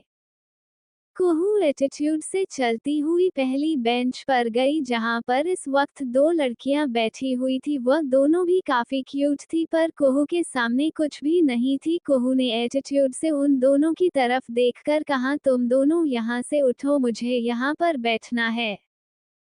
उनमें से एक लड़की जो कि काफी ज्यादा नकचड़ी लग रही थी, उसने कुहू को घूरते हुए कहा, तुम क्या कोई प्रेसिडेंट हो जो तुम्हारे लिए मैं यहाँ से उठूं? मैं कहीं नहीं जाने वाली, मैं यही बैठूंगी। उसकी बात सुनकर कुहू ने बैठी हुई लड़की जो कि काफी इनोसेंट लग रही थी उसकी तरफ देखोकर कहा, मैं आखिरी बार कह रही हूँ, अभी के अभी उठो यहाँ से, वरना बाद में जो होगा उसका अंजाम तुम दोनों को ही भुगतना होगा। जो लड़की बैठी हुई थी कुहू की डरावनी आवाज सुनकर झटके से उठकर उसे उठता देख खड़ी हुई लड़की ने गुस्से से कहा, रिया बैठो चुपचाप। वह लड़की यानी कि रिया ने डरते हुए कहा, श्रेया मुझे नहीं बैठना यहाँ, अगर तुम्हें बैठना है तो तुम बैठो, मैं पीछे जाकर बैठ रही हूँ। श्रेया ने गुस्से से कहा, रिया मैंने कहा यहाँ बैठो मतलब बैठो। उन दोनों को देखकर कुहू यह जरूर समझ गई थी कि श्रेया नाम की यह लड़की बहुत ज्यादा बदतमीज है और रिया काफी इनोसेंट है, इसलिए उसने गुस्से से श्रेया को घूरते हुए कहा, उठोई तो तुम यहाँ से। और तुम इतना कहकर उसने रिया की तरफ इशारा किया और कहा, बैठो। कुहू की बात सुनकर रिया चुपचाप बैठ गई। वही श्रेया जो कि खड़ी थी उसने गुस्से से रिया की तरफ देखकर कहा, मेरे कहने पर तुम नहीं बैठी और शैतान लड़की के कहने भर से तुम बैठ गई, क्या अब तुम्हें मेरा डर नहीं है? श्रेया की बात सुनकर रिया ने डरते हुए कहा, श्रेया प्लीज। श्रेया ने गुस्से से कहा, इसका नतीजा तुम्हें भुगतना होगा। उन तीनों का झगड़ा देखकर बाकी बच्चे भी उन तीनों को ही देख रहे थे। कुहू ने मुस्कुराते हुए कहा, तो क्या नाम है तुम्हारा? श्रेया मैं आखिरी बार कह रही हूँ यहाँ से उठो, वरना तुम्हारे साथ जो कुछ भी मैं करूँगी उसका दोष तुम मुझे मत देना।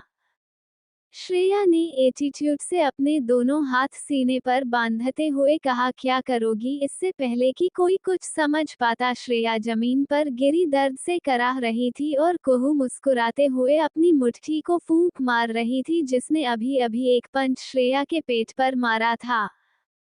श्रेया को कुहू ने इतनी जोर से पंच मारा था कि वह दर्द के मारे जोर जोर से रो रही थी। वही उसके रोने से कुहू को कोई फर्क नहीं पड़ रहा था, यहाँ तक कि रिया भी गुस्से से श्रेया को घूर रही थी। इससे ये पता चल रहा था कि श्रेया और रिया कोई दोस्त नहीं है। वही श्रेया को रोता देख क्लास के एक बच्चे ने उसे उठाकर खड़ा किया। वही श्रेया दर्द के मारे जोर जोर से रो रही थी। तभी क्लास में टीचर की एंट्री हुई। पहले ही दिन इस तरह का शोर शराबा देखकर टीचर ने गुस्से से कहा, ये सब क्या हो रहा है? तभी एक लड़की जो कि अभी तक कुहू को अच्छे से जानती नहीं थी उसने कुहू की तरफ इशारा करते हुए कहा, मैम इस लड़की ने श्रेया को धक्का देकर गिरा दिया और श्रेया अब रो रही है। कुहू ने गुस्से से घूरकर उस लड़की को देखा। वैसे तो उसे टीचर से शिकायत करने से कोई फर्क नहीं पड़ा पर फिर भी उसने मन ही मन कहा, तुमने मेरी शिकायत की ना, अब देखना बेबी तुम्हारे साथ क्या करेगी। कुहू की घूरती नजरें देखकर वह लड़की डर गई। वही टीचर ने गुस्से से कुहू की तरफ देखकर कहा, पहले ही दिन तुमने इस तरह की मारपीट भी कैसे की? लगता है तुम्हारे पेरेंट्स को बताना ही पड़ेगा। तुम्हें पता नहीं है ये स्कूल कितना रेपुटेड स्कूल है और तुम इस तरह की हरकतें कैसे कर सकती हो? टीचर का इतना डांटना था कि तभी अचानक से टीचर को अपने ऊपर किसी की घूरती हुई नजरें महसूस हुई। उसने नजर नीचे करके देखा तो छोटी सी बच्ची यानी कि हमारी कुहू उसे खा जाने वाली नजरों से घूर रही थी। एक पल के लिए टीचर भी कुहू की डरावनी नजरों से डर गई, फिर उसने खुद को संभाला क्योंकि कुहू थी तो एक 5 साल की बच्ची ही। और अगर किसी ने सुन लिया कि एक टीचर एक 5 साल की छोटी सी बच्ची से डर गई तो सब उस टीचर पर हंसेंगे। वही श्रेया का रोना देखकर टीचर ने जल्दी से उसे गोद में उठाया और स्कूल में बने मिनी हॉस्पिटल की तरफ उसे ले गई। यह स्कूल काफी बड़ा था इसलिए इसमें कई सारी फैसिलिटी थी और अमीर घर के बच्चे होने के कारण यहाँ पर एक मिनी हॉस्पिटल भी बनाया गया था जहाँ पर काफी अच्छे अच्छे डॉक्टर से मौजूद थे जो कि बच्चों और टीचर्स का इलाज करते थे।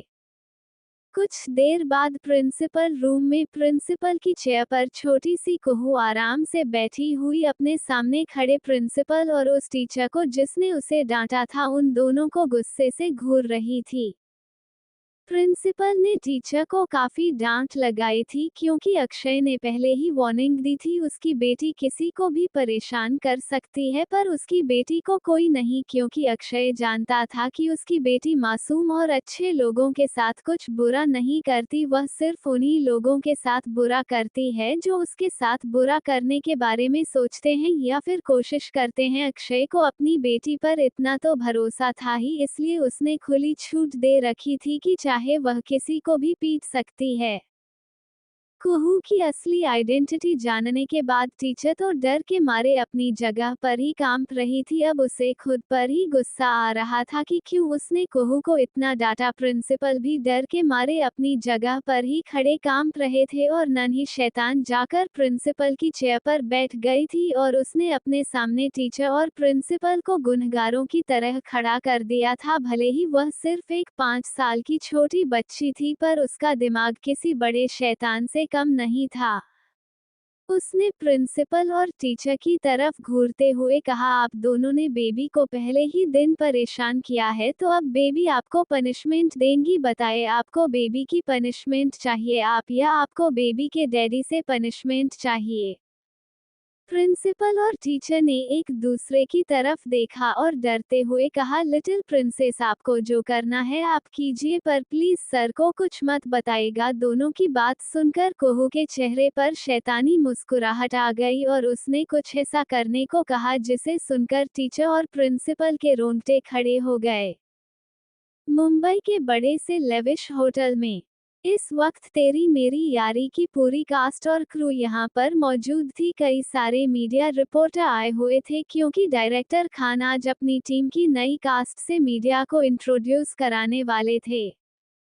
अभी तक सभी लोग यहाँ पहुँच चुके थे, पर पीहू अभी तक पहुँचने बाकी थी। माया भी गुस्से का घूंट पीकर यहाँ पर पहुँच गई थी और वह भी स्टेज पर प्रोड्यूसर के साथ खड़ी थी। यहाँ पर रजत बजाज भी खड़ा था क्योंकि वह सेकंड बड़ा इन्वेस्टर था। यहाँ पर एक और इन्वेस्टर खड़ा था जो कि करीब 45 साल का बिजनेस नाम था, जिसका नाम था शिवम चौहान। पहला इन्वेस्टर नहीं आने वाला था क्योंकि किसी को ये पता ही नहीं था कि पहला इन्वेस्टर कौन है।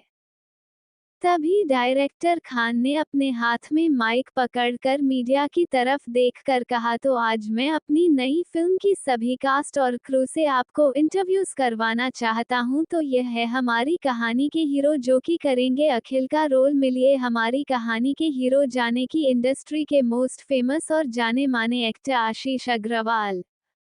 आशीष अग्रवाल नाम सुनते ही वहां पर तालियों की गड़गड़ाहट सुनाई देने लगी। आशीष अग्रवाल ने 5 साल पहले ही इंडस्ट्री में डेब्यू किया था। अभी तक इसने 7 फिल्में दी थी और सातों ही ब्लॉकबस्टर रही थी। आशीष अग्रवाल कई लड़कियों का क्रश था क्योंकि वह दिखने में काफी हैंडसम और गुड लुकिंग था। आशीष बैकस्टेज से सामने आया, उसे देखते ही मीडिया के लोगों ने फटाफट फोटो खींचना शुरू किया। एक मीडिया रिपोर्टर ने आशीष की तरफ देखकर मुस्कुराते हुए कहा, सर क्या आप बताना चाहेंगे इस मूवी में काम करने की वजह? आशीष ने मुस्कुराते हुए कहा, डायरेक्टर खान के साथ काम करने की वजह जरूरी नहीं होती, बस एक मौका चाहिए होता है जो कि मुझे मिल गया और मैंने उस मौके को अपने हाथ से नहीं जाने दिया। आशीष ने मुस्कुराते हुए कहा। उसकी बात सुनकर फिर से तालियां बजने लगी। तभी मीडिया के एक रिपोर्टर ने डायरेक्टर खान से कहा, सर आपकी इस फिल्म में फीमेल लीड कौन है? हमने सुना था काफी एक्ट्रेस के बारे में आप चर्चा कर रहे थे। मीडिया रिपोर्टर की बात सुनकर डायरेक्टर खान ने मुस्कुराते हुए कहा, उसके बारे में आपको जल्दी ही पता चल जाएगा। इतना कहकर उन्होंने कहा, तो हमारी इस कहानी में हमारी फीमेल लीड है पीहू सिंघानिया। ये नाम सुनकर सब लोग हैरान हो गए, वहीं स्टेज पर खड़ी माया भी हैरान हो गई क्योंकि मेल लीड और फीमेल लीड के अलावा बाकी सभी एक्टर और एक्ट्रेस पहले से ही स्टेज पर मौजूद थे। उसने मन ही मन इस नाम को दोहराया, पर फिर उसने अपने दिमाग में आने वाले ख्यालों को झटका। उसने कहा, पीहू कैसे हो सकती है? तभी हॉल के दरवाजे से एक लड़की आती हुई दिखाई दी। सब लोगों का ध्यान ना चाहते हुए भी उस तरफ गया जहां से पीहू मुस्कुराते हुए आ रही थी। उसने इस वक्त ब्लैक कलर की टाइट फिटिंग वाली नी लेंथ ड्रेस पहनी हुई थी, पैरों में हाई हील्स और आंखों में गहरा काला काजल, बाल खुले छोड़े हुए थे और होठों पर रेड कलर की लिपस्टिक। इस वक्त वह कयामत ढा रही थी। सब लोग उसे बिना पलके झपकाए देखने लगे। डायरेक्टर खान ने पीहू की तरफ इशारा करते हुए कहा, तो यह है हमारी कहानी की फीमेल लीड। वही माया के ऊपर तो जैसे बम फूट गया था। पीहू अंदर आ रही थी, उसने एक नज़र माया की तरफ देखा जिसके चेहरे पर 12 बजे हुए थे। माया के चेहरे को देखकर पीहू के चेहरे पर मुस्कुराहट आ गई। आज के लिए बस इतना ही। 2 एपिसोड बाद आपको देखने को मिलेगा कुकर बॉयफ्रेंड। जैसा कि मैंने आपसे कहा था कि मैं एक और चाइल्डहुड स्टोरी स्टार्ट करने वाली हूं, तो अब इसी में आपको चाइल्डहुड रोमांस देखने को मिलेगा जो कि कुहू और उसके दोस्त और बॉयफ्रेंड के बीच होगा। Bye bye. हाय गाइस, कैसे हैं आप सब? उम्मीद है अच्छे होंगे। तो चलिए बिना देरी किए शुरू करते हैं कहानी का आज का एपिसोड।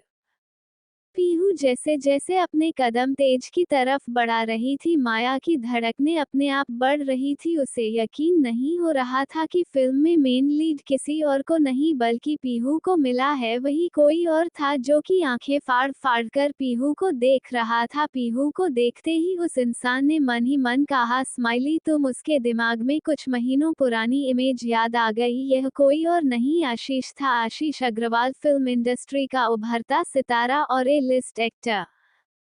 फ्लैशबैक 7 महीने पहले आशीष अपनी फिल्म दिल बेचारा की शूटिंग पूरी करके घर जा रहा था। तभी उसे सड़क के बीचों बीच एक लड़की बहुत प्यार से एक छोटे से पप्पी को प्यार करते हुए दिखाई दे। वह लड़की पप्पी से इस तरह से बात कर रही थी जैसे वह पप्पी उसकी सभी बातें समझ रहा हो और वह पप्पी भी आसानी से उसके साथ घुल मिल गया था। वह लड़की कोई और नहीं बल्कि पीहू थी जो छोटे बच्चों की तरह पप्पी के साथ खिलखिलाकर हंस रही थी। उसकी हंसी देखकर आशीष के चेहरे पर भी छोटी सी मुस्कुराहट आ गई थी। तभी आशीष ने उसे देखते हुए कहा था, स्माइली प्रेजेंट। पीहू जैसे जैसे अपने कदम स्टेज की तरफ बढ़ा रही थी, आशीष के दिल की धड़कनें अपने आप बढ़ रही थी। उस दिन के बाद वह कभी पीहू को नहीं भूला था और तब से लेकर आज वह पीहू को अपनी आंखों के सामने देख रहा था। पीहू काफी एटीट्यूड से चलती हुई स्टेज के पास आ रही थी। पीहू को देखकर वहां मौजूद हर एक आदमी की सांसें जैसे थम सी गई थी। वह बिल्कुल उनके सपनों की रानी की तरह लग रही थी। उसका छोटा सा मासूम सा चेहरा इस वक्त काफी ग्लोइंग लग रहा था। ऊपर से उसकी वो गोरी लंबी टांगे जिसे देखकर हर एक आदमी का दिल मचलने लगा था। पीहू मुस्कुराते हुए स्टाइल से चलती हुई स्टेज की तरफ आ रही थी। मीडिया के सभी लोग भी उसे लगातार देख रहे थे और साथ में फोटो भी खींच रहे थे, क्योंकि इंडस्ट्री में भले ही एक से बढ़कर एक खूबसूरत एक्ट्रेस थी, पर इतनी ज्यादा खूबसूरत लड़की उन्होंने कभी नहीं देखी थी। माया जलन से पीहू को घूर रही थी, क्योंकि सारी लाइमलाइट पीहू के आते ही पीहू के ऊपर चली गई थी, वरना उससे पहले आशीष के अलावा सबसे ज्यादा लाइमलाइट उसे ही मिल रही थी, क्योंकि वह भी इंडस्ट्री में काफी पॉपुलर थी। पीहू मुस्कुराते हुए माया के पास से डायरेक्टर खान के पास जाकर खड़ी हो गई। उसने एक नज़र माया को देखा भी नहीं। यही बात माया को गुस्से से भरने के लिए काफी थी। माया ने मन ही मन कहा, पहले इसने मेरा रोल छीन लिया और अब मुझे इस तरह से इग्नोर कर रही है। छोड़ूंगी नहीं मैं तुम्हें पीहू। वही पीहू जैसे ही डायरेक्टर खान के पास आकर खड़ी हो गई, आशीष की धड़कन बढ़ने लगी, क्योंकि डायरेक्टर खान के पास आशीष खड़ा था। इस वक्त पीहू और आशीष में सिर्फ 1 फीट का फासला था। वहीं मीडिया के लोग डायरेक्टर खान और फिल्म के मेल लीड और फीमेल लीड की कई सारी तस्वीरें खींच रहे थे। बाकी के लोगों को उन्होंने जैसे इग्नोर कर दिया था। माया को ये देखकर काफी जलन हो रही थी। वह नफरत भरी नजरों से पीहू को देख रही थी। उसकी आंखों में हद से ज्यादा गुस्सा भरा हुआ था। उसी के पास सेकंड मेल लिए जो कि काफी पॉपुलर एक्टर था, वो खड़ा अच्छे से उसके एक्सप्रेशन नोटिस कर रहा था। उसने माया की तरफ देखकर कहा, क्या हुआ मिस माया, आप इस तरह से बिहेव क्यों कर रही हैं? माया ने उसकी तरफ देखा। सेकंड मेन लीड इंडस्ट्री का जाना माना एक्टर करण आहूजा था। करण भी दिखने में काफी हैंडसम और पॉपुलर था। माया ने करण की तरफ देखकर कहा, कुछ नहीं, ये लोग हमें इस तरह से इग्नोर कर रहे हैं जैसे हम दूध में पड़ी मक्खी है, जबकि बिना सपोर्टिंग रोल के फिल्म बन ही नहीं सकती। माया की बात पर करण ने अपना सर हिलाकर कहा, तुम सही कह रही हो माया, पर हम कुछ नहीं कर सकते, हमेशा ऐसा ही होता है, चाहे सेकंड लीड कितना ही अच्छा काम क्यों ना कर ले, सबसे ज्यादा वाहवाही मेल लीड और फीमेल लीड की ही होती है। दोनों एक दूसरे से बात कर रहे थे, तभी एक मीडिया कर्मचारी ने माइक उठाकर डायरेक्टर खान से सवाल किया, डायरेक्टर खान, आप हमें फिल्म की फीमेल लीड से मिलवाना नहीं चाहेंगे? डायरेक्टर खान ने मुस्कुराते हुए कहा, बिल्कुल। इतना कहकर उन्होंने माइक हाथ में लिया और मुस्कुराते हुए कहा, तो मिलिए, यह है हमारी तेरी मेरी यारी फिल्म की फीमेल लीड पीहू सिंघानिया। पीहू का नाम लेते ही हॉल में तालियों की गड़गड़ाहट सुनाई देने लगी। भले ही वहां के लोग पीहू को नहीं जानते थे, पर वो लोग डायरेक्टर खान और आशीष अग्रवाल को अच्छे से जानते थे। अगर पीहू आशीष के साथ काम करने वाली है तो यह अभी से तय हो चुका था कि आगे चलकर वह बहुत बड़ी एक्ट्रेस बनने वाली है। ऊपर से वह दिखने में भी किसी परी से कम नहीं थी। वो खड़े मेल मीडिया के लोग तो पीहू की खूबसूरती में ही खो गए थे। इसी वजह से वहां खड़ी सभी फीमेल मीडिया रिपोर्टर गुस्से से पीहू को घूर रही थी और जानबूझकर पीहू को परेशान करने के लिए एक लेडी मीडिया रिपोर्टर ने मुस्कुराते हुए सवाल किया, तो डायरेक्टर खान, हम आपसे सवाल करना चाहते हैं कि इतने बड़े बजट की फिल्मों में आप एक न्यूकमर को क्यों लॉन्च कर रहे हैं? उस मीडिया रिपोर्टर का सवाल सुनकर हॉल में कानाफूसी शुरू हो गई, क्योंकि सबके दिमाग में यह सवाल जरूर था, क्योंकि फिल्म काफी बड़े बजट में बनाई जा रही थी और ज्यादातर ज्यादा बजट की फिल्मों में न्यूकमर को चांस नहीं मिलता, पर यह डायरेक्टर खान की फिल्म थी, इसमें कुछ भी हो सकता था। फिर भी वह लोग अपने सवाल का जवाब चाहते थे। डायरेक्टर खान ने मुस्कुराते हुए माइक उठाकर कहा, वैसे तो अगर मैं आप सबक कहूंगा तो आप सब यकीन नहीं करोगे, पर जब मैंने पीहू का ऑडिशन लिया था तब मैं खुद हैरान हो गया था। इसकी एक्टिंग किसी ए लिस्ट एक्ट्रेस से कम नहीं है।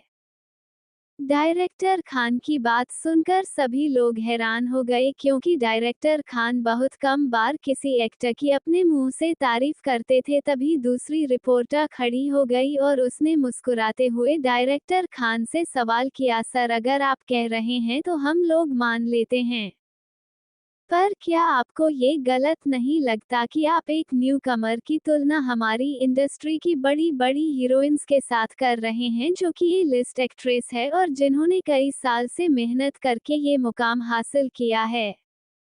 रिपोर्टर की बात सुनकर फिर से पूरे हॉल में बातें शुरू होने लगी। वही उसकी बात सुनकर डायरेक्टर खान ने मुस्कुराते हुए माइक में कहा, आपका क्या नाम है मिस?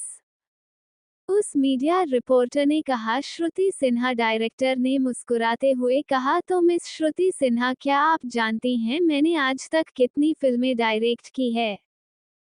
श्रुति सिन्हा ने कहा, बिल्कुल, आपने अभी तक 40 से 45 फिल्में डायरेक्ट की है, जो कि सभी सुपर हिट हुई है या फिर हिट? डायरेक्टर ने मुस्कुराते हुए कहा, तो आपको लगता है कि इतनी फिल्में डायरेक्ट करने के बाद भी मैं किसी और एक्टर के अंदर की एक्टिंग के टैलेंट को पहचानने में गलती करूंगा? डायरेक्टर खान की बात सुनकर सभी लोगों का मुंह अपने आप बंद हो गया, क्योंकि अगर कोई डायरेक्टर इतनी फिल्में डायरेक्ट करता है और सारी सुपरहिट होती है तो उस पर सवाल उठाने का कोई सवाल ही पैदा नहीं होता।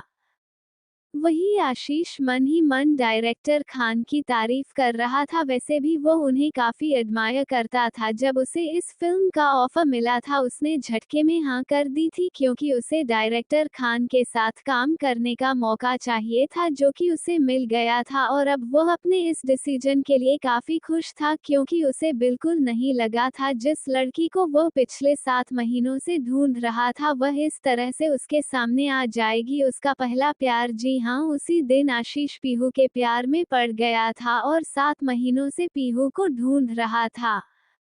डायरेक्टर की बात सुनकर सभी लोग चुप हो गए थे। तभी एक और मीडिया रिपोर्टर ने अपना सवाल किया, मिस पीहू, हम आपसे आपके बारे में कुछ जानना चाहते हैं।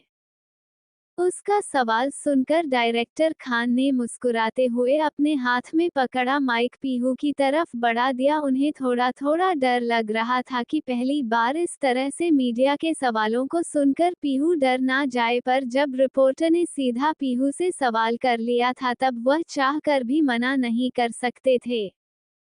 पीहू ने अपने हाथ में माइक पकड़ा और सब की तरफ देखकर कहा, थैंक यू एवरीवन कि आप सब आज हमारी फिल्म की प्रेस कॉन्फ्रेंस के लिए यहाँ पर मौजूद है। उसकी मीठी सी आवाज पूरे हॉल में गूंज गई। उसकी आवाज भी उसी की तरह खूबसूरत और मीठी थी। सभी लड़के आहे भरते हुए उसकी आवाज सुन रहे थे। वही आशीष ने मुस्कुराते हुए कहा, सच स्वीट वॉइस। पीयू ने अपनी बात कंटिन्यू करते हुए कहा, मेरे बारे में अब मैं आपको ज्यादा कुछ तो नहीं बताऊंगी, बस मैं इतना बताना चाहती हूँ, बचपन से मेरा एक ही सपना था कि मैं बड़ी होकर एक बड़ी से एक्ट्रेस बनूं, और आज मैं अपने सपने की तरफ अपना पहला कदम बढ़ा रही हूँ। और आप सब इस बात के गवाह बनेंगे कि एक लड़की जो कि बचपन से ही इंडस्ट्री में आने के सपने देख रही है, उसका सपना आज उसकी आंखों के सामने बाहें खोलकर उसका इंतजार कर रहा है। पीहू की बात सुनकर सब लोग मुस्कुराने लगे और सब लोगों ने तालियां बजाई। तभी एक और मीडिया रिपोर्टर अपनी जगह से खड़ी हुई। उसने पीहू की तरफ देखकर कटाक्ष भरी आवाज में कहा, मिस पीहू, जहां तक हम जानते हैं डायरेक्टर खान ने इस रोल के लिए ऑडिशन ही नहीं करवाए थे, फिर आप कैसे सिलेक्ट हुई, वह भी बिना किसी बैकग्राउंड के, क्या आप हमें बता सकती हैं? रिपोर्टर का सवाल सुनकर चारों तरफ सन्नाटा छा गया। वहीं डायरेक्टर खान भी मन ही मन पीहू का जवाब क्या होगा ये सोचकर परेशान हो रहे थे, क्योंकि अगर किसी को पता चल गया कि पीहू ने किसी के सहारे के बलबूते फिल्म में रोल पाया है तो सभी लोग पहले से ही उसे नापसंद करने लगेंगे। रिपोर्टर का सवाल सुनकर पीहू पहले थोड़ी मुस्कुराई, फिर उसने सबकी तरफ देखकर कहा, तो आप सब जानना चाहते हैं कि मुझे इस फिल्म में फीमेल लीड का रोल कैसे मिला, तो सुनिए, यही कुछ 4 महीने पहले की है। तब मैं एक फिल्म में एक छोटा सा रोल प्ले करने वाली थी। भले ही आप सब नहीं जानते, पर इससे पहले मैंने 2 फिल्मों में छोटे छोटे रोल प्ले किए हैं। उनमें से एक फिल्म का नाम मैं आप सबको बताना चाहूंगी, कसक खुशियों की। इस फिल्म का नाम सुनकर सब लोग हैरान हो गए, क्योंकि यह फिल्म काफी ज्यादा हिट हुई थी, पर उन्होंने कभी इस फिल्म में पीहू को नहीं देखा था। पीहू ने मुस्कुराते हुए कहा, मैं जानती हूँ कि आप सब लोग यही सोच रहे होंगे कि उस फिल्म में तो मैं नहीं थी, पर यह गलत बात है। उस फिल्म में मेरा रोल काफी छोटा था, सिर्फ मेरी एक झलक दिखाई गई थी कि मेरा रोल बड़ा था, पर फाइनल एडिटिंग में उन्होंने मेरा रोल कट कर दिया। तब डायरेक्टर खान वहां पर मौजूद थे, उन्होंने मेरी एक्टिंग देखी थी, इसलिए उन्होंने मेरा बाद में ऑडिशन लिया और आज मैं आप सबके सामने हूँ। पीहू का जवाब सुनकर डायरेक्टर खान ने मन ही मन कहा, स्मार्ट। वही आशीष के चेहरे पर भी छोटी सी मुस्कुराहट आ गई। इतनी मुश्किल कंडीशन में भी पीहू के चेहरे पर उसे घबराहट नजर नहीं आ रही थी, जिससे वह ये समझ गया था कि तू काफी स्ट्रांग लड़की है। सभी रिपोर्टर ने एक एक करके सभी लोगों से सवाल पूछा शुरू कर दिया। इस वक्त रिपोर्टर माया से सवाल कर रहे थे। माया काफी पॉपुलर एक्ट्रेस थी, हालांकि वह लिस्ट में नहीं थी, पर वह भी लिस्ट में टॉप पर आती थी। रिपोर्टर ने माया से मुस्कुराते हुए कहा, तो मिस माया, आपका क्या ख्याल है इस फिल्म को लेकर? माया ने अपनी नफरत छुपाते हुए कहा, अब डायरेक्टर खान की फिल्म में रोल मिलना ही बहुत बड़ी बात होती है। हालांकि एक न्यूकमर को फीमेल लीड और मुझे सेकंड फीमेल लीड मिला, पर फिर भी मैं इस बात से खुश हूं। माया ने इनडायरेक्टली पीहू पर निशाना साधा, जिसे ध्यान में रखते हुए एक रिपोर्टर ने मुस्कुराते हुए पीहू से सवाल किया, इस बात पर आप क्या कहना चाहेंगे मिस पीहू? पीहू ने मुस्कुराते हुए माया की तरफ देखकर कहा, आई एम सॉरी मिस माया, अगर आपको बुरा लग रहा है कि आपकी जगह पर मुझे फीमेल लीड का रोल मिला, और मैं आपसे ये कहना चाहती हूँ कि जिसमें जितना टैलेंट होता है उसे उसी हिसाब से रोल मिलता है। और रही बात मेरा तो ऑडिशन हुआ था, इसलिए डायरेक्टर खान ने मुझे सिलेक्ट किया, वरना वह थोड़ी ऐसे ही किसी एरे गैरे को अपनी इतनी बड़ी बजट की फिल्मों में फीमेल लीड का रोल देते।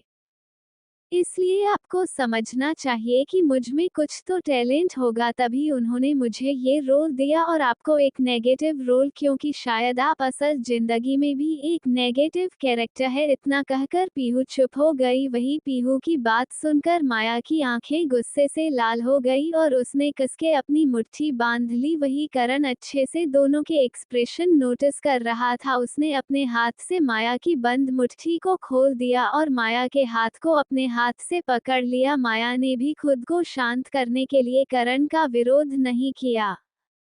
वही रिपोर्टर पीहू के बोल्ड अंदाज पर फिदा हो गए थे। आशीष मन ही मन पीहू की तारीफ करने से खुद को नहीं रोक पा रहा था। कुछ देर बाद प्रेस कॉन्फ्रेंस खत्म हुई और सोशल मीडिया पर तेरी मेरी यारी की कास्ट क्रू ट्रेंड होने लगी। वहीं दूसरी तरफ कुहू के स्कूल में छोटी शैतान कुहू की बात सुनकर बेचारे प्रिंसिपल और उस टीचर की आंखें हैरानी से बड़ी बड़ी हो गई। टीचर ने डरते हुए कहा, पर लिटिल प्रिंसेस, हम यह नहीं कर सकते। प्रिंसिपल ने भी टीचर की हाँ में हाँ मिलाते हुए कहा, हाँ लिटिल प्रिंसेस, आप प्लीज हमें कोई और सजा दे दीजिए, पर हम यह नहीं कर सकते। कुहू ने गुस्से से टेबल पर रखा पेपरवेट उठाकर घुमाते हुए कहा, तो ठीक है, दूसरी सजा आपको बेबी के डैडी देंगे। अक्षय का जिक्र आते ही प्रिंसिपल और टीचर ने एक दूसरे की तरफ लाचारगी से देखा और अपना सर हिला दिया, क्योंकि अगर बेटी ऐसी हरकतें करती है तो बाप तो कैसा होगा। उन्होंने मन ही मन सोचा और कुहू की बात मान लीजिए के बारे में उन्होंने डिसाइड किया। दोनों के एक्सप्रेशन देखकर कुहू मन ही मन काफी खुश हो गई, क्योंकि वह समझ गई थी दोनों लोग उसकी बात मान गए हैं। कुछ देर बाद स्कूल के बड़े से ऑडिटोरियम में सभी बच्चे मौजूद थे। पूरे स्कूल में यही कुछ 500 से 600 बच्चे मौजूद थे। फर्स्ट स्टैंडर्ड से लेकर 12th स्टैंडर्ड तक हर क्लास में ज्यादा से ज्यादा 50 बच्चे थे, जिस वजह से यह संख्या ज्यादा तो नहीं थी, पर यह 600 के 600 बच्चे इतनी ज्यादा रिच फैमिली से बिलोंग करते थे कि इनमें से किसी को भी ऑफेंड करना टीचर और प्रिंसिपल के भी बस में नहीं था। तभी प्रिंसिपल डरते हुए स्टेज पर आए। उन्होंने माइक पर सबकी तरफ देखकर कहा, तो आज मैं और टीचर, इतना कहकर उन्होंने उस टीचर की तरफ इशारा किया जिसने पीहू को डांटा था। वह टीचर भी चलते हुए आगे आए और प्रिंसिपल के बगल में खड़ी हो गए, हम दोनों कुछ करना चाहते हैं। इतना कहकर वह माइक से थोड़ा दूर हट गए। सभी बच्चे हैरानी से देख रहे थे, आखिर प्रिंसिपल करना क्या चाहते हैं। तभी स्टेज पर एटीट्यूड से चलती हुई नन्ही शैतान आई। उसे देखकर प्रिंसिपल सर और उस टीचर ने अपने कान पकड़े और उठक बैठक लगाने लगे। पूरा स्कूल ये सब हैरानी से देख रहा था। 5 बार उठक बैठक लगाने के बाद प्रिंसिपल और टीचर खड़े होकर कुहू को देखने लगे और बाकी बच्चे हैरानी से अपने प्रिंसिपल और टीचर को देख रहे थे। तभी छोटी सी कुहू जाकर माइक के पास खड़ी हो गई। उसने माइक उठाया और अपनी मीठी सी आवाज में कहा, तो अब आप सब मेरी बात अच्छे से सुन लीजिए। मेरा नाम है कुहू मल्होत्रा। आगे से जो कोई भी मुझसे पंगा लेगा उसके साथ में क्या करूंगी, यह सब लोग इसी से समझ लीजिए कि प्रिंसिपल सर और टीचर ने भी मेरे साथ बुरा बर्ताव किया, तो उन्हें भी मैंने कान पकड़कर उठक बैठक लगवाए।